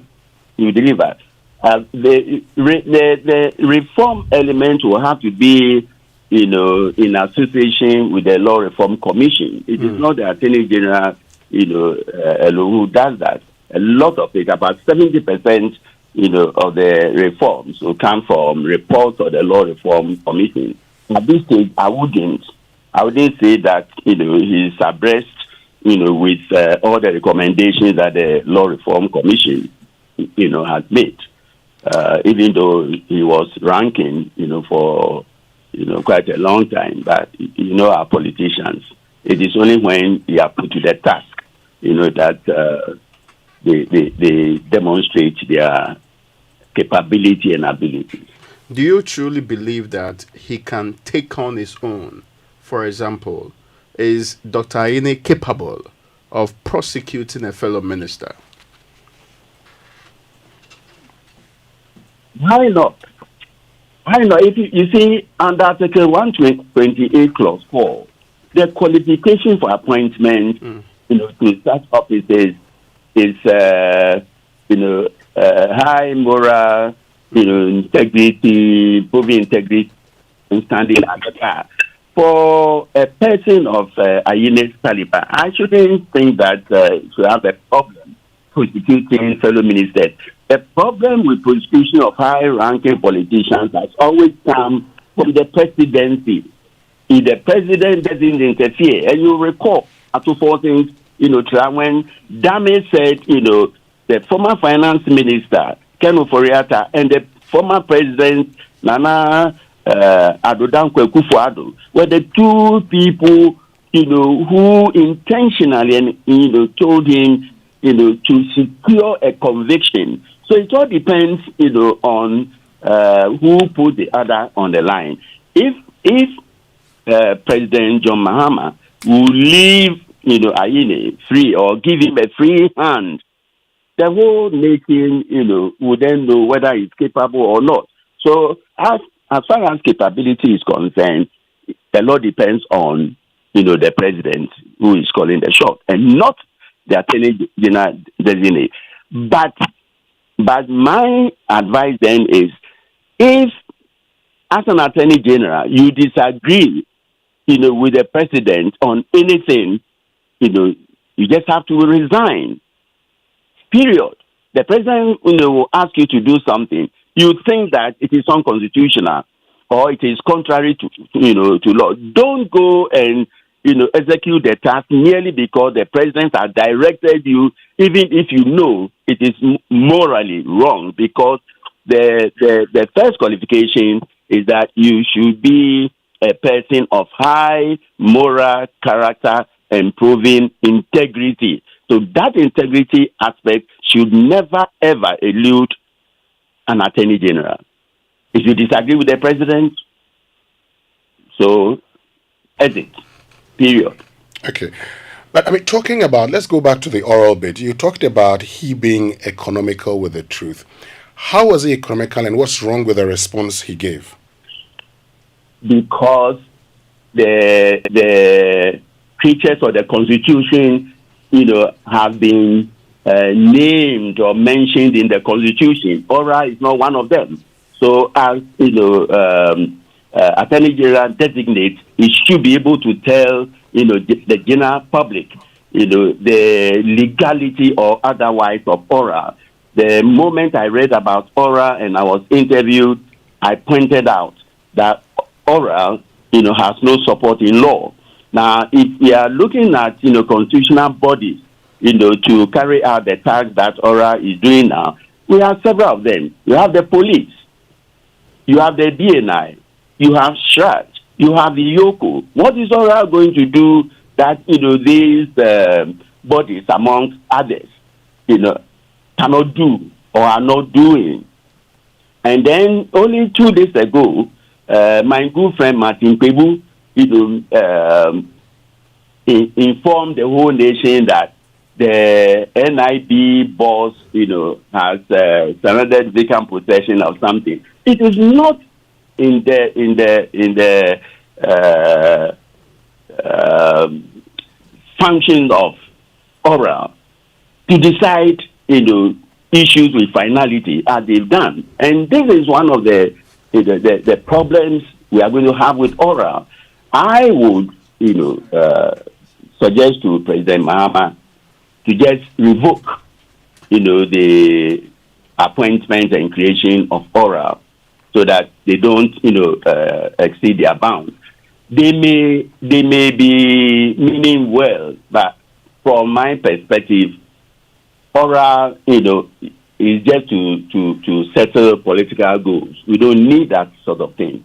And I don't think John Mahama, the greatest success to President John Mahama, he wants, to surround himself or immerse himself, in controversy. This Ora thing, is going to to be, his own undoing. Oral can mar. At the same time, they can also, give some good tips.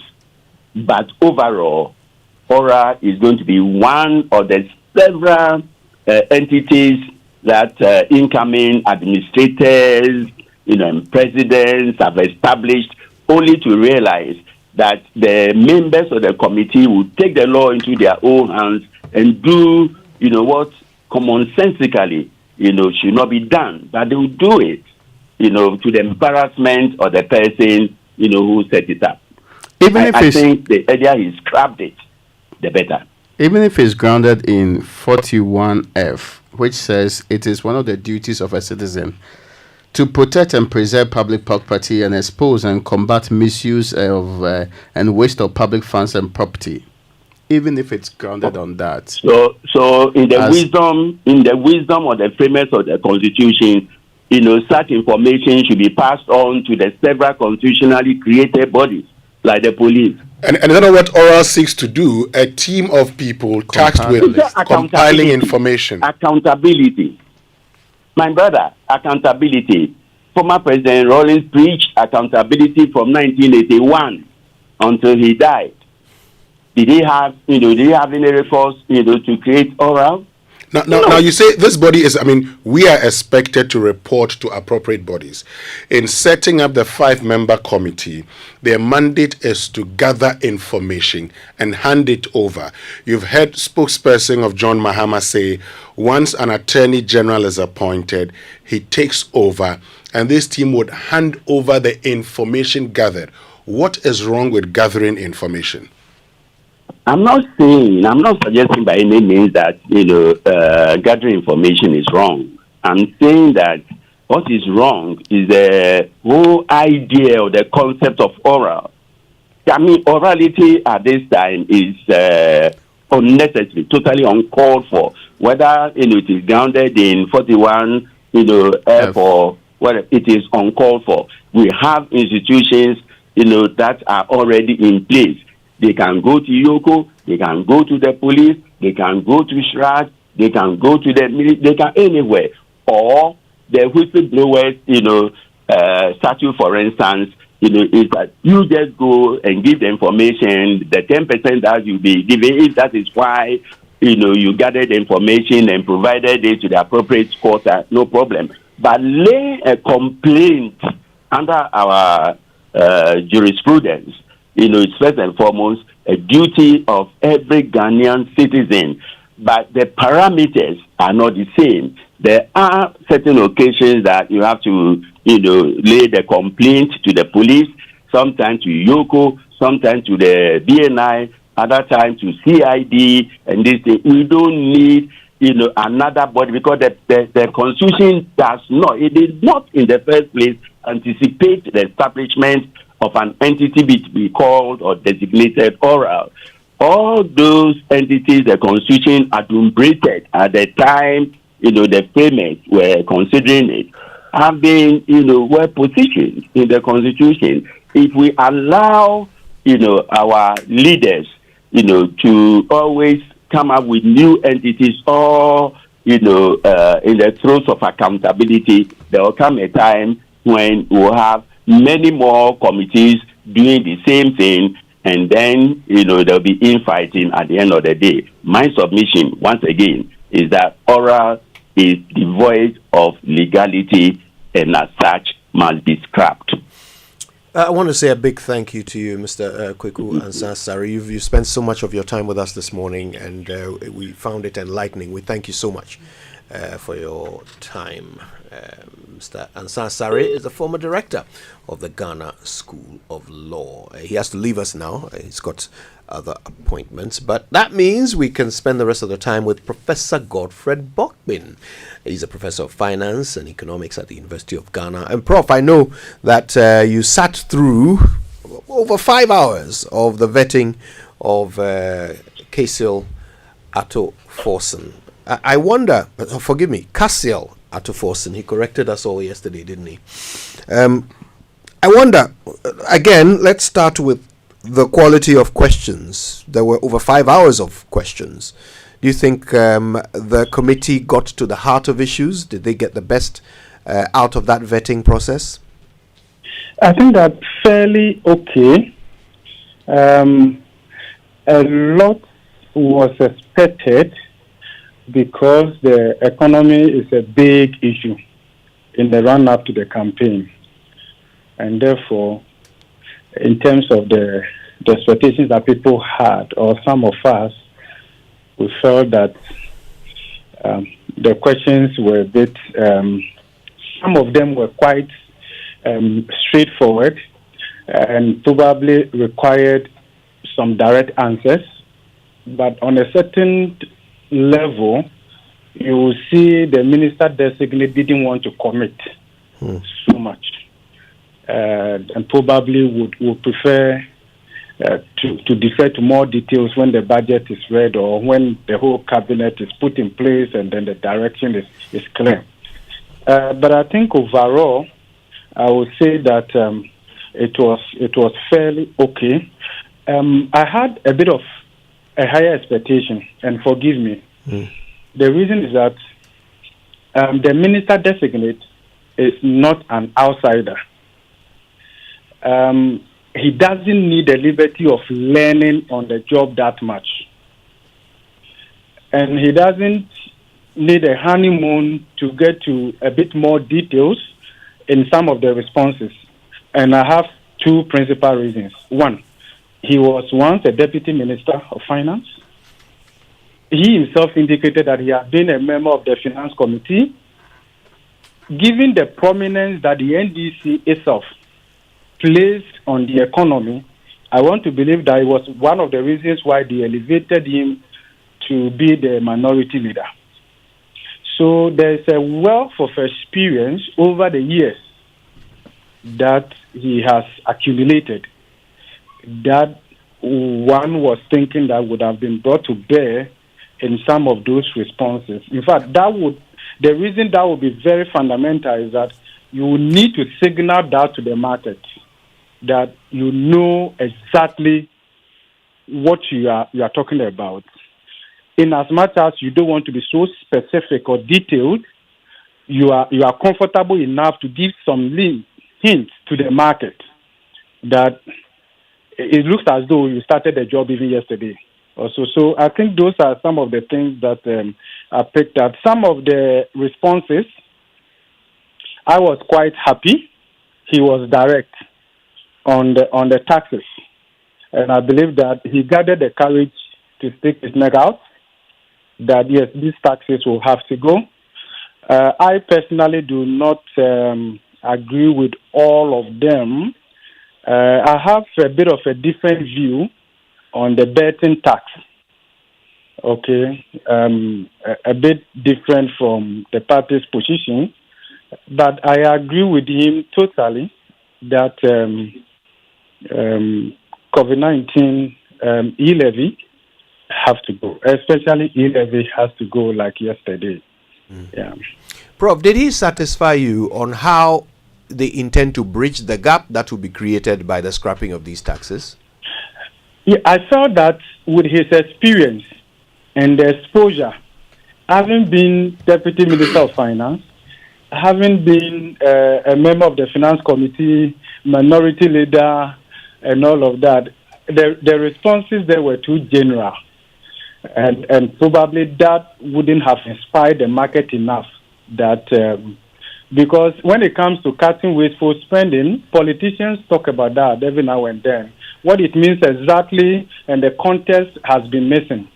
And if you check 2017 budget, when the new government took over and all of that, you can see some of those general words just run through, right? So I felt that he could have been a bit specific and lead the market, so that, because at the end of the day, one of the things that the NDC doesn't do quite well is communication with facts. For instance, when the government announced the creation of the new ministries, the Civil Service Act, baseline, some fiscal impact analysis could have accompanied the announcements, right? Or maybe right after that. These are the savings. These rationalizations will bring us. But of course, we have tried to do that here. Rather than leaving that to the market to guess how much will be saved and whether it's material or not, you could actually cure that. And that would only be consistent with our Public Financial Management Act. Actually, under Section 100 of the Public Financial Management Act, any bill or project or whatever that goes to Parliament must be accompanied by a fiscal impact analysis. In other words, how those proposed changes, either policy-wise or projects, how that would impact revenue and how that would impact expenditure for that fiscal year for which the bill or the project relates to. So I think going forward, those are some of the things that they have to do. That would only strengthen their communication and guide the markets in consolidating the confidence that that comes along with the goodwill this government has gotten. Already you can see that in the money market, right? So if you look at in the run-up to the election, government was practically struggling to meet its targets in the money market, in the short end of the yield curve, November, first week of December, and all of that. But after the elections, and especially the early concession of defeat by Dr. Baumia, I think that was an excellent move. Okay, so you can see that some level of restoration of confidence is coming back. So what the government needs to do, what the minister designate needs to do, is to be direct with his communication and to inspire the market, because you need that. Without that, when you talk about the economy, there's a technical economy, there's a communicative aspect of the economy that you have to manage. So when it comes to fiscal policy, of course, the technical side is very important. When it comes to monetary policy, the technical side is very important. But managing the expectation of the people and anchoring the expectation of the people in the direction government is going is very important. Okay. And oftentimes that is where we miss it. So, for instance, and I'm sure the minister designate will know how much was allocated, for instance, to the office of the president, government machinery. If you look at the Appropriation Act for 2023, which enabled government to spend for the 2024 fiscal year, from the Appropriation Act, over 2 billion cedis was allocated to government machinery. And that is almost how much e-levy is bringing. But you actually don't need that much over there. So I'm expecting that the president would have a lean staff base at the presidency or for purposes of carrying out government machinery and all of that. They're not like what we have seen under the previous administration. That was just and in fact, if you look at that, relative to other countries, in even our regional peers, you could see Nanado's record was an outlier. Okay, so there could be some low-hanging fruit that perhaps we can immediately lean on in reducing or in closing the gap. Okay. So that was another area. The other area I felt the minister designate was a bit economical. I want to believe that it's more about the political economy of it. It's also about the international perspective to that particular agreement. It's about the IMF supported program. Hello? Yes, we're listening. Go ahead. Yeah, it's about the IMF supported program. I believe that the NDC knows very well that their manifesto, their promises, meeting the aspirations of Ghanaians, given the election victory, there is no way they will be able to deliver on their mandate under the existing IMF-supported program. If this is lost on them, then they have a long way to go. Prof, hold on 1 minute. Are you suggesting that the promises made by the NDC cannot be fulfilled within the next 2 years because we're under an IMF program? The program requires some tweaking, requires some adjustment, and I think the minister ought to be bold and direct on that. It is possible the IMF may not be comfortable with the suggestion that let's renegotiate the program, which probably may convey a certain meaning that the program failed, having claimed victory check the IMF supported the staff report and the rest of them until the December one that, hey, the program is working, fiscal consolidation is taking hold, inflation is coming down, buffers are being rebuilt, and all of that. But look, Kojo, Raymond, it is not lost on us. If you look at the IMF program, by design, structurally, it will constrain this government from delivering on its mandate. But our suggestion is not to walk away, and I agree with the minister. The issue is not to walk away. The issue is we must have a strategy to engage the fund. We must be deliberate about which aspects of the program we need to take another look. Look, if you look at the growth projections under the program from now to 2029, why should we be growing at that rate? That growth rate, even if you achieve it, will not be sufficient to lift millions of Ghanaians out of poverty and narrow the inequality gap. I'll show you something. Because the fiscal consolidation measures under the program, and the minister designate agreed.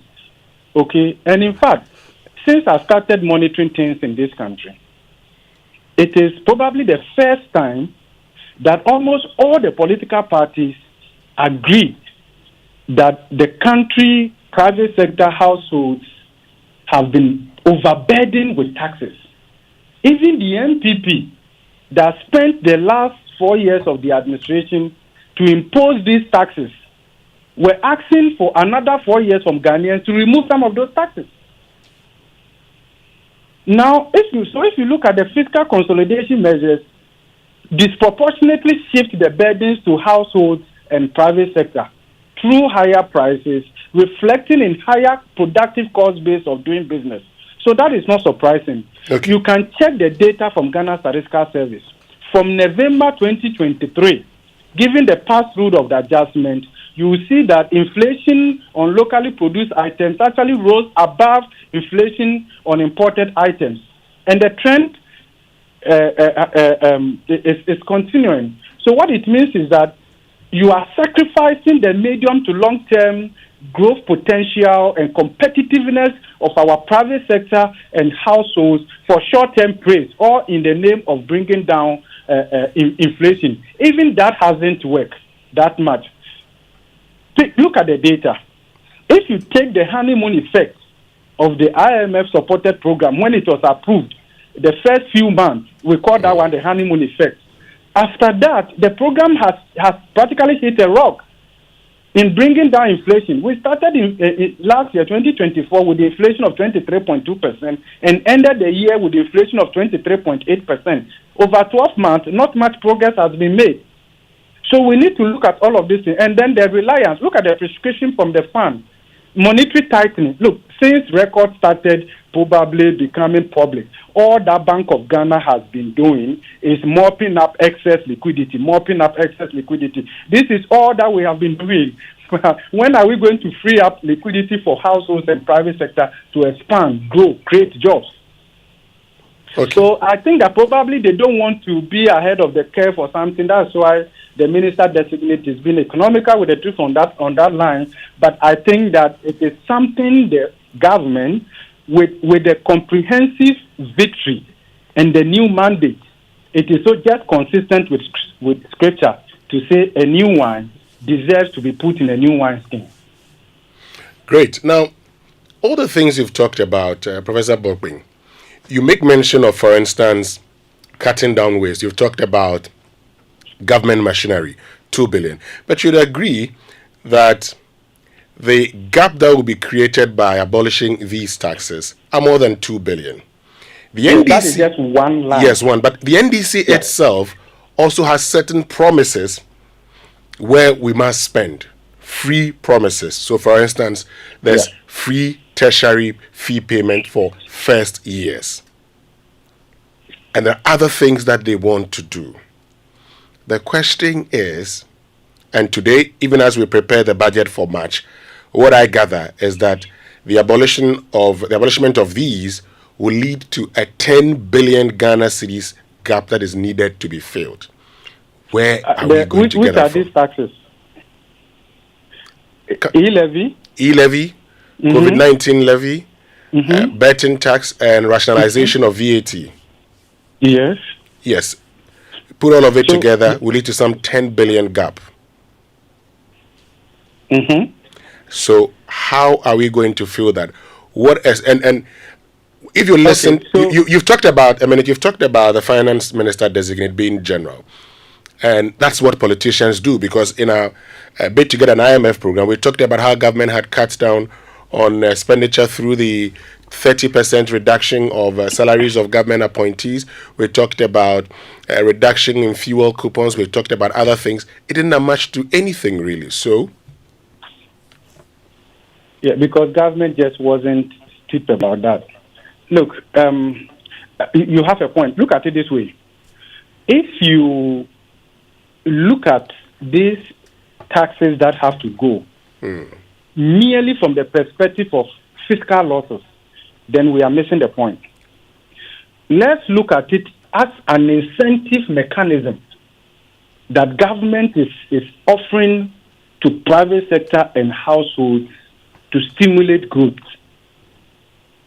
Remember, it takes more than tax revenue to grow an economy. Yeah. So if you do the permutation and say that let's take off e-levy, let's grow the digital economy. And by the way, the digital economy is what holds the future for all of us. In fact, the future of finance, the future of economics, the future of money, businesses is increasingly digital. In fact, until this government, the previous government, introduced e-levy, which we opposed with all our minds, but it was not sufficient. We had predicted that in the next 5 years or so, you will only see a checkbook in a textbook, because Ghanaians were embracing Momo electronic way of doing things. In fact, the most direct way to spell financial inclusion, which has implications for inclusive growth, is through digitization. In fact, it's another way of also formalizing our economy and all of that. So if the digital economy is, so at the end of the day, what will be your goal? To grow your economy, and more importantly, grow the digital economy. Which one will you choose? So, look, let's look at it this way. Taxation is not just an instrument to raise money. Taxation is also an instrument to promote, as an enabler to grow. So you can look at taxation as an investment concept. From there, we even talk about tax expenditures. Why do we give exemptions? Is it because we don't need those money? No, that's not the reason. Your primary objective is to grow your economy. The most effective way to collect more tax revenue or increase your domestic revenue mobilization is to grow your economy. That should be the priority, and that is where job creation can come from. In any case, hello? Yeah, we're listening. What are we talking about in 2025? In 2026, in the run-up to the general election, when the NPP conceptualized that the economy had moved from production to taxation and they needed to reverse that, let's go and check the 2017 budget. The number of taxes that were abolished, some rates reduced, merged, and all of that. In 2017, you can check, the fiscal loss was more than 1 billion. In fact, between 2017 and 2018, when you do the calculation at a lower exchange rate, the fiscal loss from the tax revisions that the NPP undertook in 2017, at a time when they were talking about free senior high school and all of that, from 2017 to 2018, together with reductions in utility prices that they did, practically put over 4 billion Ghana cedis in the pocket of households and businesses over that 2-year period. Okay. If you look at that exchange rate and you compare that to what we are talking about right now, so there is some price that we have to pay in order to stimulate growth, consolidate confidence, and rally Ghanaians behind your administration. Tell me, how many serious countries in this world, in our sub-region, actually have e-levy functioning the way we are doing it. Okay. Well, I mean, and then also let's come to VAT. Hello. Yes, I'm listening. Go ahead. Let's come to VAT. Do you know that Ghana's the VAT incidence rate is actually one of the highest in the whole of Africa?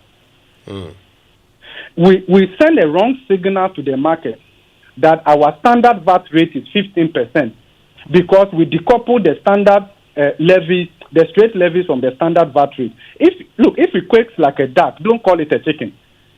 So if you look at the incidence of that, the straight levies together with the standard VAT rate, you are looking at our VAT rate effectively in terms of the incidence of the tax, working up to above 21%. That is counterproductive. Is it surprising that businesses are relocating to Cote d'Ivoire and other places because it's just too costly setting up a production function in Ghana? Please, let me ask you, this economy we want to build solely through taxes, more taxes. For whom are we building this economy for? Tell me. Is it not for businesses? Is it not for households? Why do you want to kill them before arrival? Do you have a problem with the finance minister designate's plan to increase tax to GDP to 16% by the time he's leaving office? I think that over a 4-year period and where we are now, of course, we have the medium-term revenue strategy, which actually talks about revenue to GDP ratio. We are looking at between 18 to 20% and all of that. It is possible. It is possible. Do you know why I'm saying so? Tell me. Great. Actually, studies have shown that you don't generate more tax revenue by increasing the rates unnecessarily. In fact, that itself may engineer low compliance. I can take you on a journey on the specific tax handles, and probably that is where, and I agree with the minister designate, that the existing tax handles, they are not yielding their optimal tax revenue. If that is the conclusion, then it means that the solution is not additional tax handles or deepening the tax. But I mean, except that you have a problem with the betting tax, but he says the betting tax is not generating even up to 50 million Ghana citizens, so should be scrapped. But you say you have a problem with that. What's the problem then? Let's look at what we want to promote. Behavioral aspect of it and all of that. So I'm saying that you need to look at it along beyond just the revenue and see as a country what is it that mirrors our aspirations, our values, and what do we want our youth necessarily to invest their time and all of that. So I think that is when you look at it along those continuum, then I'm a bit slow on that part, because I think the government should take another look and all of that. And then also look at it whether the excessive participation in betting is actually good for productivity growth and all of that. I think you need to look at it from that broader perspective and all of that. Okay, so you know that our VAT, the inefficiency in our VAT is more than 35%. So which means that we are under collecting through the deployment of the VAT. So what do you do from there? You don't increase that by increasing the rate. You look at more application of digitization, improve compliance and administrative reforms. That's what we need to do. In fact, Dr. Jokwati and the others, they have done a study a couple of years ago where they concluded that the leakage in the tax revenue, in other words, we lose as much as we're able to collect. And these leakages do not lead to the sea. It actually leads to people's pockets and the rest of them. So we need to, and it will require the minister designate, right, working with GRA and the relevant stakeholders in ensuring that those gaps, loopholes are actually closed. Then the World Bank has also done another study about the efficiency of our corporate income tax handle. In fact, the inefficiency level is more than 55%. In fact, other studies also exist that we are not maximizing the tax potential from the CIT, the corporate income tax. So you don't close that gap by introducing e-levy or even COVID-19 or something. Of course, we are not talking about the emission the emission tax, because really there's nothing to lose from there, because we have not really collected anything from that end, because the charging agent DVLA hasn't been properly enabled to charge that. And then also in terms of industrial payments, the Act talks about the fact that the emission has to be measured in tons. We actually don't have the equipment to measure that for purposes of collecting data. So really abolishing the emission levy is just more or less like the Act that exists in the textbook. Okay, so let's look at it from all of that. But at the end of the day, the sustainability of your revenue generation actually depends on how you are growing your economy. Now, let's look at it this way. You know, the proportion of our agriculture to GDP, I think is almost 21% or so. It contributes less than 1% to our tax revenue. In Cote d'Ivoire, it's more than 10%. So there is the need for us to adopt a business approach to agriculture. And I was hoping, but I was a bit surprised.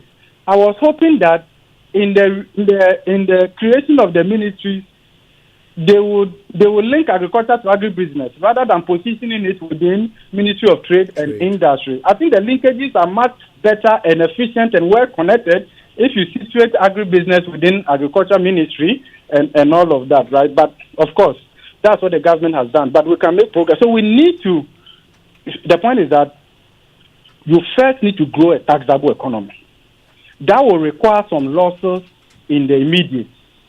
Okay, and in this country, it's not only government that is suffering. Look, it is never the case that it is only government that is fiscally constrained. Businesses are equally fiscally constrained. Households are equally fiscally constrained. It is not proper to conceptualize growth from the perspective that only government must be comfortable. No.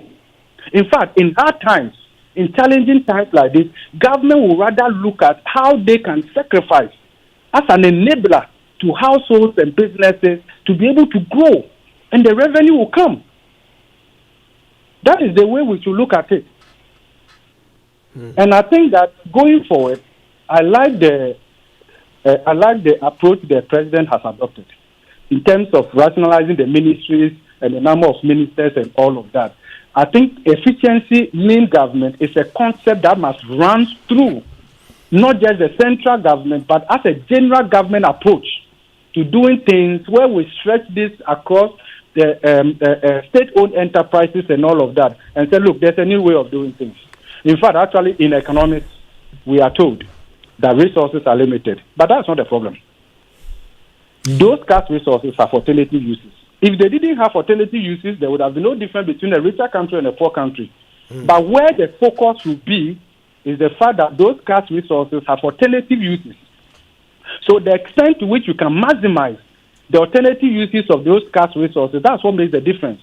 Right. And I think I also agree with what the minister designate spoke about in terms of beyond a certain threshold when it comes to public procurement, it has to be validated through a value for money analysis and all of that. I think we need to hold them to the fire. We need to do that. Look, this same government, the data exists between 2012 and 2021, running to 2023. Nearly 85% of all government big-ticket procurement transactions were done through sole source or restricted tender. In fact, many of them actually didn't come with justifications as the Procurement Act specifies. Yeah. So that is where the game is, and that is where the political financiers make their returns. So overall, what we need to do now with civil society, from academics, from the media, is that how do we support government to ensure that all these loopholes are closed in a way that makes the return on political financing much lower than investing in treasury bill or investing in the real sector of the economy. For now, the return on political financing is very high, and that is why the incentive is also very high. We must work gradually. It's not going to be overnight in ensuring that this line of investment does not deliver above risk-adjusted returns more than probably what somebody investing in the real sector or in treasury bill or something would have gotten. Prof, I want you to stay with us. We're going to take some messages. But when we come back, let's pay attention to Cassiel Ato Forson's vision for the value of the cedi. He has some very strong targets that he set for the limiting of depreciation. Let's see how realistic they are when we come back from these messages. First Sky Group, a wholly owned Ghanaian company made up of First Sky Construction, First Sky Bitumen Processing, First Sky Commodities, Volta Serene Hotel, Western Serene Atlantic Hotel, Serene Insurance, First Sky Energies, and Federal Rural Bank warmly invites you to its 22nd Thanksgiving service on the theme Proclaiming God's Unfailing Love, Romans 8:37. The Thanksgiving service in two parts will be hosted by the founder and executive chairman, Mr. Eric Sedi Kutoche. There will be an all-night service on Friday, 17th January 2025 from 10 p.m. to 5 a.m. at the Trinity Temple Assemblies of God Church, TTAG Community 10, Tema. Ministering in word, Reverend Mark Sessi, National Missions Director, Assemblies of God, Sierra Leone. Reverend Sujit Alex, THAMS North Area Leader, Assemblies of God, UK. Thanksgiving service follows on Sunday, 19th January 2025 at the main auditorium of the Accra International Conference Center. The time is 10 a.m. Guest speaker, Reverend Stephen Yensum Wingham, General Superintendent, Assemblies of God, Ghana. Chairman for the occasion, Most Reverend Professor Johnson Kwabena Asamoah Jedu, the presiding bishop, the Methodist Church Ghana. Ministering in music will be MOG Music. Also in attendance will be His Eminence Archbishop Nicholas Duncan Williams, Reverend Professor Paul Frimpong Manso, Immediate Past General Superintendent, Assemblies of God, Ghana, Apostle General Sam Kwanchi Ankara, Royal House Chapel International, Reverend Steve Mensa, Charismatic Evangelistic Ministry, Most Reverend Dr. Paul Boafo, Apostle Professor Kwejo Opoku Onina, Reverend Dr. Lawrence Tete, Reverend Dr. Sylvanus Amegashiti, Elam Group Corporate Chaplain, First Sky Group, and many other senior clergy. For more details, please call 020-854-3441 or 0248-940-021. First Sky Group 22nd Thanksgiving Service, proclaiming God's unfailing love.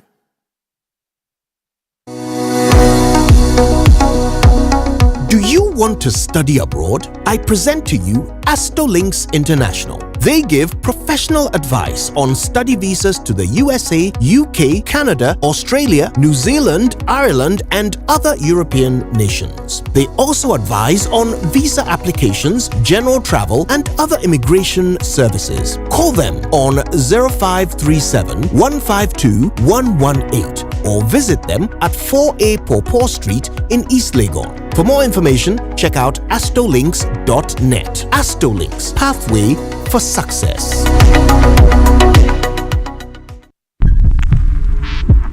Wear a condom for sex and protect yourself from HIV. HIV has no cure. No condom, no sex. This message is brought to you by the Ghana AIDS Commission.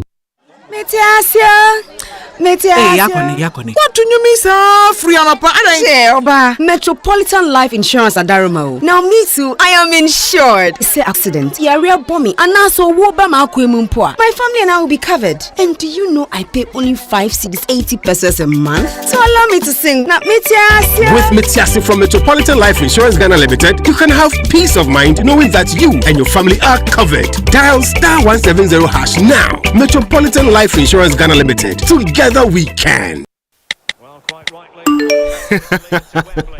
Hey, so as for you, every day you are just pressing your phone. Why? Are they paying you? They are, Oma.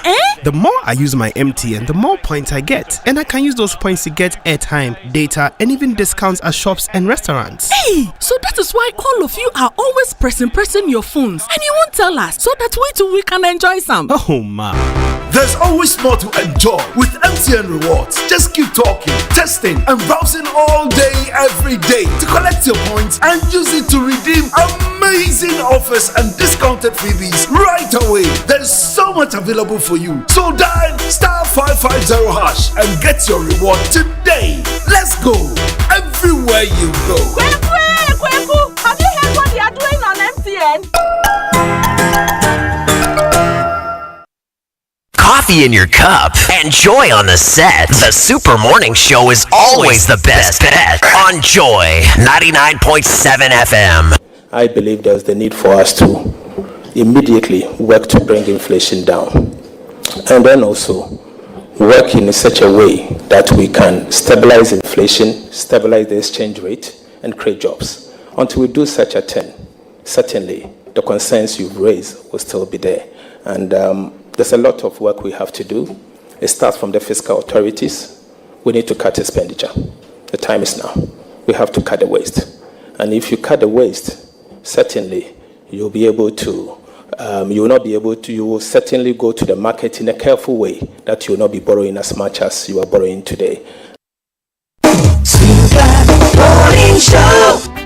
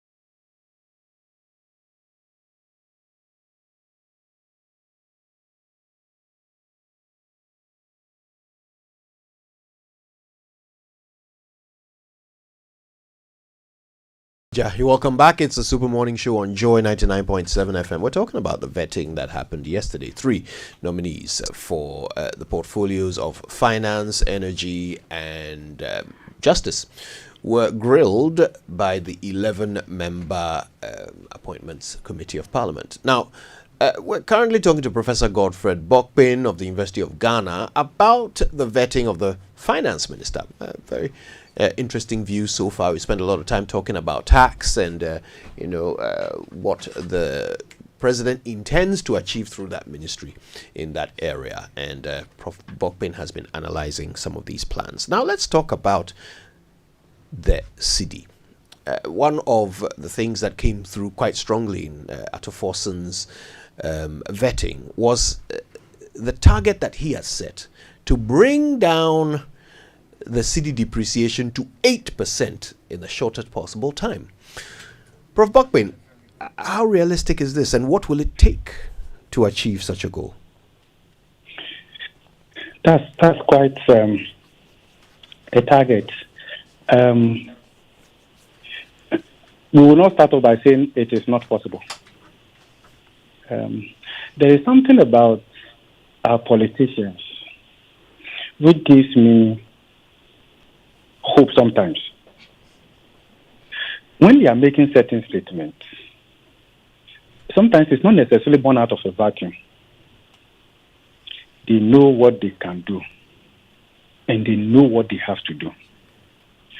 My worry is whether this sentiment, aspiration of the Minister of Finance designate will continue to remain in him for the next 3-4 years. That when he dips his toes into the hot waters of governance, management, interacting with party financiers and the conflict of interest and all of that, all that he has spoken about will not be lost on him. I pray that he will continue, probably once in a while, he should play back this vet in the recording and remind himself, because a lot could be lost in the process and all of that. So if you look, in the last 4-5 years, the critical anchor for the stability of the city have been weakened. Talk about cocoa. Look at our cocoa output now. That is not the only thing. We have not collaborated and engineered sufficient investments in the oil sector in terms of exploration and new discovery coming on board and all of that. Do you remember that in 2017, growth actually went up to about 8.1%? Largely on the back of also hydrocarbon production because of coming on board of additional fields, which were investments that were made probably before the MPP government took over in 2017. We were not able to sustain that. The conflict, self-interest, party interest, family interest versus the common interest ensured that even the desired investment from foreign capital in that sector, we couldn't realize it. So those are the things that we have to do. I think if you look at some of the things that they have spoken about, and of course, no Ghanaian should be carried away by these things. They are not achievements. These are good intentions, and we cannot substitute good intentions for accomplishment. It is up to them to translate these good intentions into actual. Through strategy, configuration of human beings, resources, machines, all of that, to deliver on this mandate. So I will not say it is impossible. Look, let me give you a couple of examples. And I think the government should take another look at the Bank of Ghana's gold for oil, gold for reserves. The bulk of the gold for oil, buying from small scale and the rest of them, were paid for in cedis. This injection of liquidity into the economy, these miners in that value chain were actually not interested in keeping cedis. They were part of why there has been a sustained demand for FX across the market. And you will see that currency outside the banking sector has actually been rising.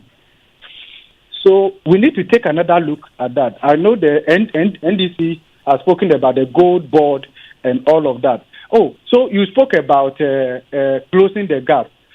We forgot to add this. Don't worry, very soon we'll come back with our analysis. Do you know that through gold smuggling and under declaration, Ghana loses more than $2 billion annually?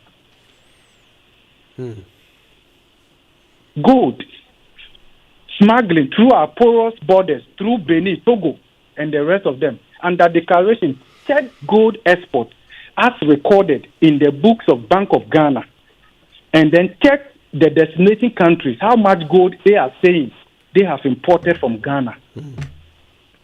Come on, you know, that's when the 30 president billion or the president said that,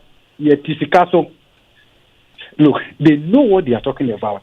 Look, if you mean so well for this country, and you were coming from outside the political class, and you looked at Ghana's economy and all of that, and you could campaign the way the NDC and all of them campaigned, they knew what they would get from the system. They knew what the system would offer. They knew the cash flow. It's just about alignment and all of that. So I think that is the way to go. So if you look at that alone, you are talking about over $2 billion annually. So there are sufficient loopholes that if we will be diligent, of course, will the government be willing to pay the price?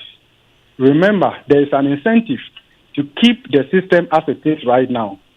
So to fight it, you have to be prepared.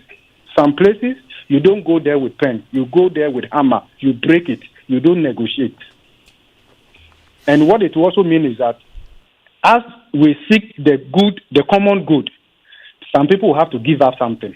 They will not give up so easily. So government, in fact, this government must be willing to deal with the corruption within to gain confidence in the market. and it's just a matter of time, and it will show up.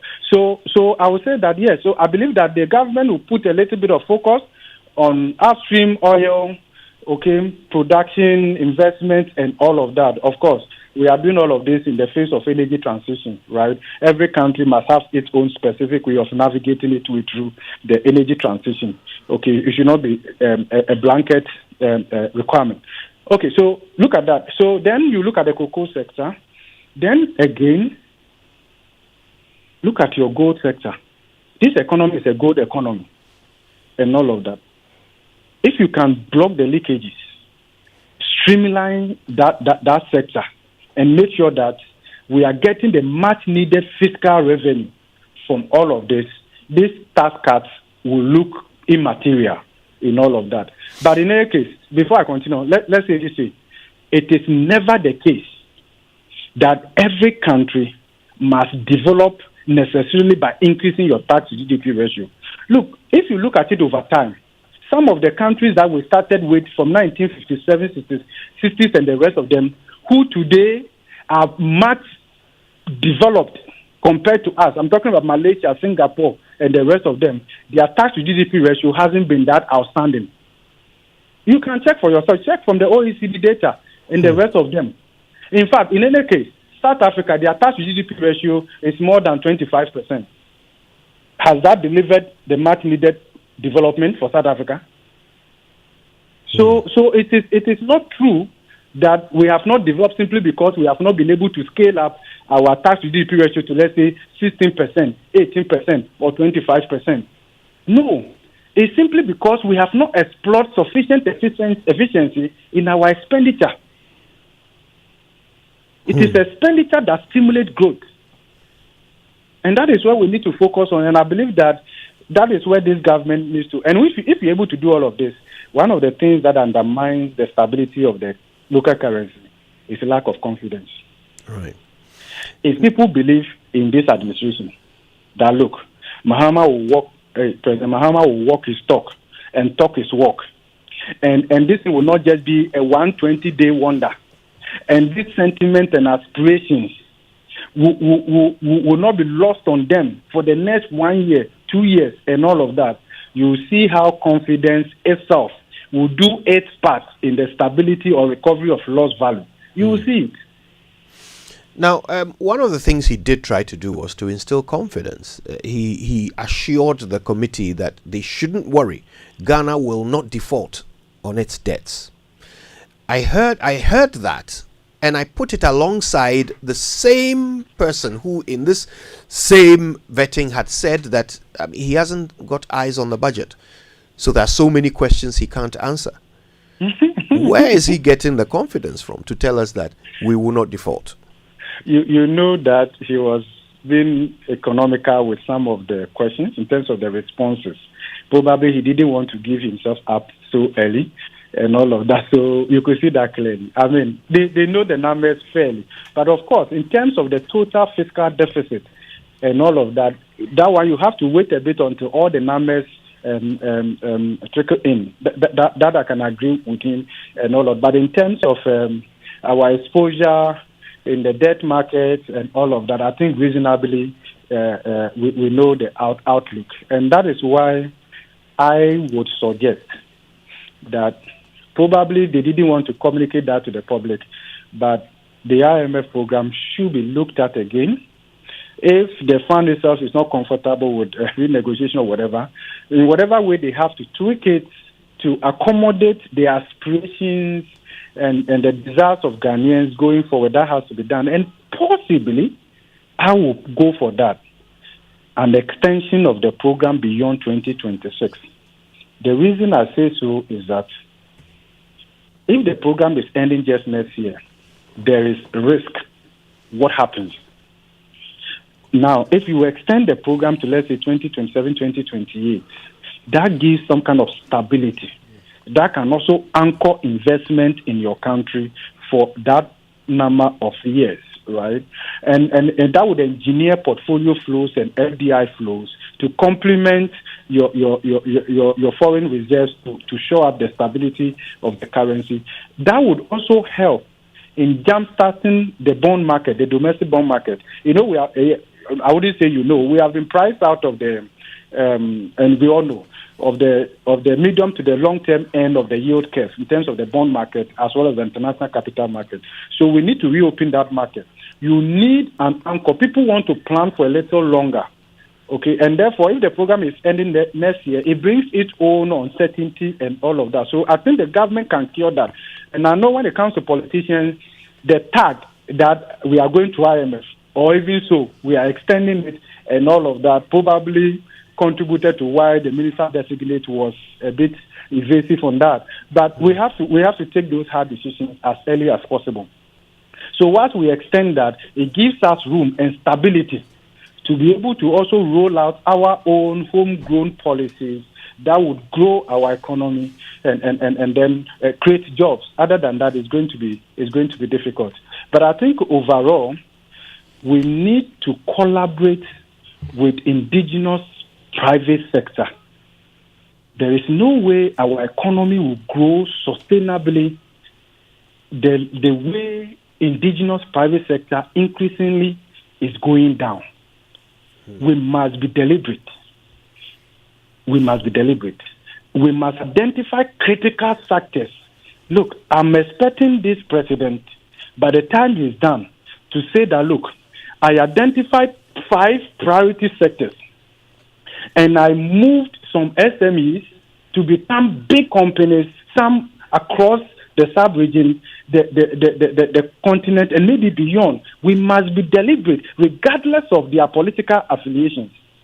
We have to do that. Look, a certain leader in Nigeria decided that he wants to create billionaire businesses. And he used his leadership to create the enabling environment and facilitate the entry of Nigerian businesses into a number of African countries.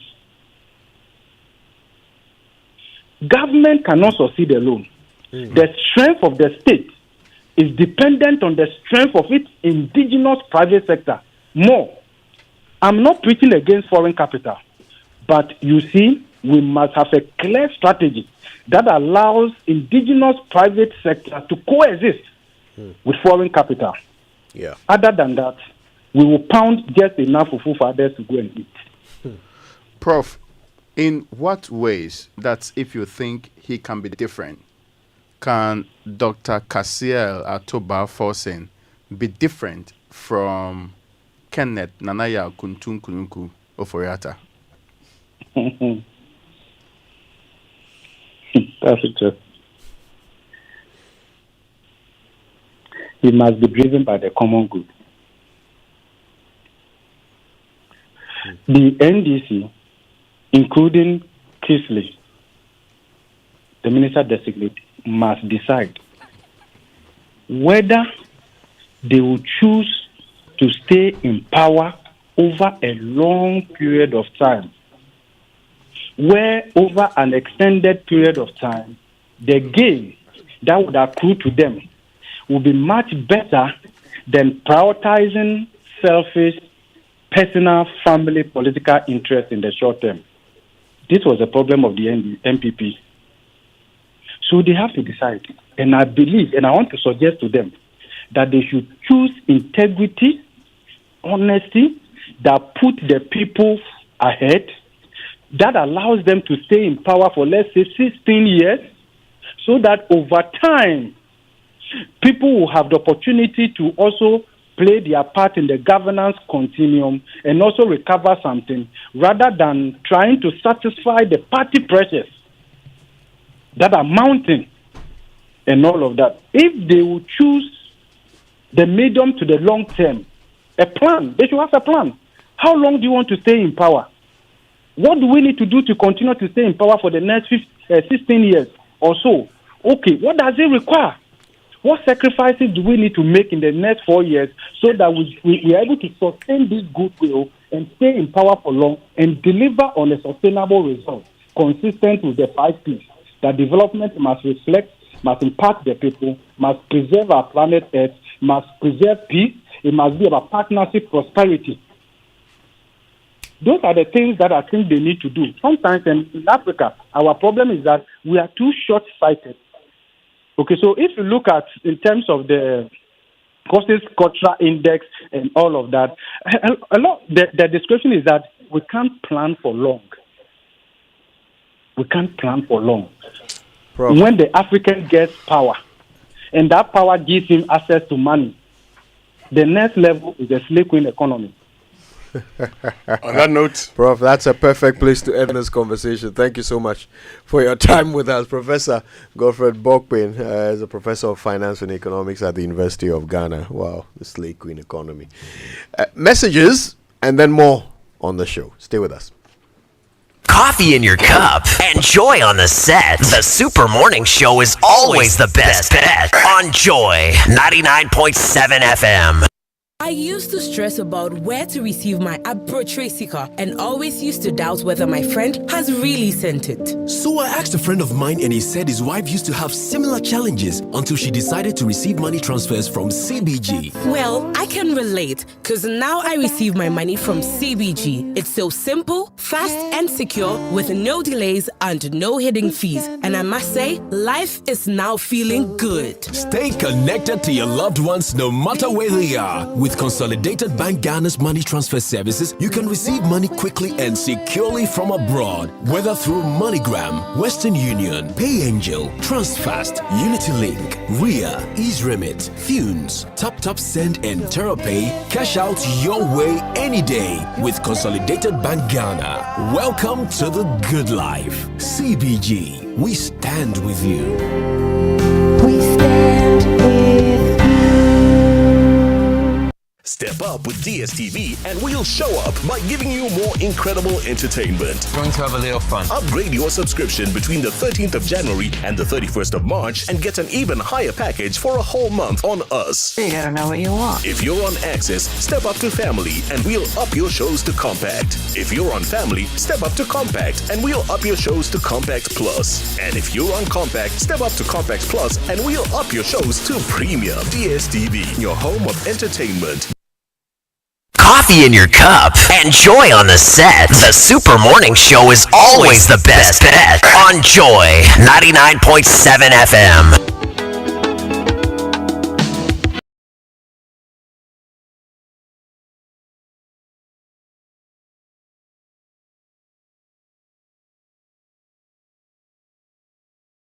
Welcome back. All right, now listen, why wait to own your dream phone when you can have it now without breaking the bank? With MTN Pick and Pay Later, you can own your perfect smartphone and pay in easy installments over 4 to 6 months. The best part is all phones come with up to 3 gigabytes of free data so that you can share your pictures and get all the biggest scoops online for the first 6 months after purchase. But just dial *170#, choose device pick and pay later under the loan menu to start the process with just a small initial deposit. You then stop by any MTN service center to grab your dream phone and enjoy the ultimate smartphone experience. And sending money across Africa is now easier than ever with POPs. Now on your Fidelity mobile app, instantly send money to Nigeria, Ghana, Gambia, Liberia, Guinea, Sierra Leone, Djibouti, Malawi, Zimbabwe, and Rwanda. Securely, affordably, and in Ghana cities, no FX needed. Okay, Here's how: log into your Fidelity mobile app, go to transfer, select POPs transfer. It's that simple. Whether it's for loved ones or business, experience the convenience of transferring money without wait or high fees across Africa on your Fidelity mobile app, or visit our branch near you. We're here for your journey. Believe with us. Now, are you a graduate from the university, the Polytechnic, the College of Education, Nursing and Midwifery College, or you have completed senior high school and looking for the opportunity to study your dream course abroad? You can study in countries like Australia, Canada, UK, US, Ireland, New Zealand, and many more, like Winston and Kojo Jansen. I don't know about Amavi. These countries have an excellent reputation in teaching and research. You can work part-time to support your studies and get up to 4 years post-study work visa when you have completed successfully. Application for January 2025 is still ongoing. Contact Astolinks to get information about admission, scholarship, as well as how to secure your study visa. Astolinks located at 4A Popol Street, that's in East Legon, and call them on 0265 341 070 0265 341 070 or visit their website astolinks.net. Astolinks, pathway to success. Now, from January to June 2025, Enterprise Insurance is giving you more reasons to smile on the road. Buy or renew your existing motor insurance policy and enjoy amazing rewards, free fuel coupons for your car, and airtime for your phone. It's that simple. Insure naturally with over 100 years of trusted experience. We're here to secure your peace of mind. Visit any branch, connect with your insurance agent or broker, or use the Enterprise Advantage app for convenience and enjoy free fuel coupons and airtime instantly when you buy or renew your motor insurance. Enterprise Insurance is rated AAA by the GCR for financial strength and claims paying ability. Terms and conditions apply. Enterprise, your advantage. All right, in just a moment, Mamavi is going to share a bunch of your messages, very interesting messages on our conversation today. But first, to all the female entrepreneurs, agribusiness owners, and young entrepreneurs out there, ABSA says, we see you. We understand the challenges you face. Your story matters, and we're here to support you every step of the way. That's a great message. Now, in partnership with the MasterCard Foundation, ABSA is offering SME loans at an unbelievable 10% interest per annum. Imagine having access to up to 1 million Ghana cedis completely collateral free. This isn't just talk. They've already disbursed over 600 million Ghana cedis, supporting over 1,600 businesses within the past year. And they're especially proud that 67.3% of their beneficiaries are women-owned enterprises. Your success is their success. So if you're ready to write the next chapter of your success story, visit their SME project office, which is, or the nearest ABSA branch, or their website, which is at absa.com.gh. Your story matters, ABSA. And the Ghana Revenue Authority wishes to remind all withholding tax agents, including VAT withholding agents appointed by the Commissioner General, that withholding taxes must be paid to the Domestic Tax Revenue Division or the GRA by the 15th of every month. And withholding taxes for December 2024 will therefore be due by Wednesday, that's tomorrow, 15th January 2025. Withholding taxes include withholding on VAT deducted from suppliers, operating the VAT standard rate, employment, payment for the supply or use of goods, payment for the supply of any works, payment for the supply of services, and all other withheld taxes for December 2024 are due by Wednesday, the 15th of January 2025. They may also submit hard and soft copies of schedules indicating gross amount, the tax deducted, names of taxpayers, and tax identification number or Ghana card PIN from those whom the taxes were withheld. We also encourage taxpayers to file their returns online as at taxpayersportal.com. Please note that failure to pay tax by due date attracts an interest of 125% of the statutory rate compounded monthly on the outstanding amount. Please also note that third-party checks require 2 days to clear. The GRA can be reached via email on info@gra.gov.gh, on WhatsApp 0552 990 000 or 0200 631 664 or call toll-free 0800 900 110. Now, the Kingdom Books and Stationery Limited is still organizing its end of year promotional sales, and you get up to 15% discount on all the furniture, their furniture shops. And you know where to go in Termites near Community 4. At the head office at Akwaje, in Takrades at the Market Circle. The University Bookshop in Cape Coast is where you would want to go. At Spaintex, it's near the APSA, and at Atomic. The Center Point Mall is where you find Kingdom Books and Stationery Limited. Let me take you straight to Winneba and Afenyo Market's place. It's at the University campus. Now in Kumasi, KNUST and Santase is where you get them. You can also shop online. It's at kingdomstoreonline.com.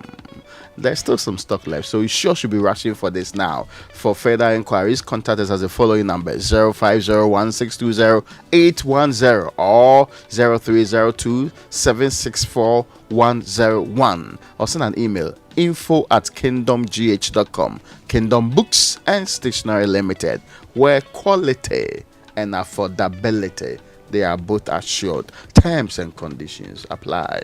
All right, let's talk about the Joy News impact makers. They may not be your everyday newsmakers, but they are champions in your neighborhood.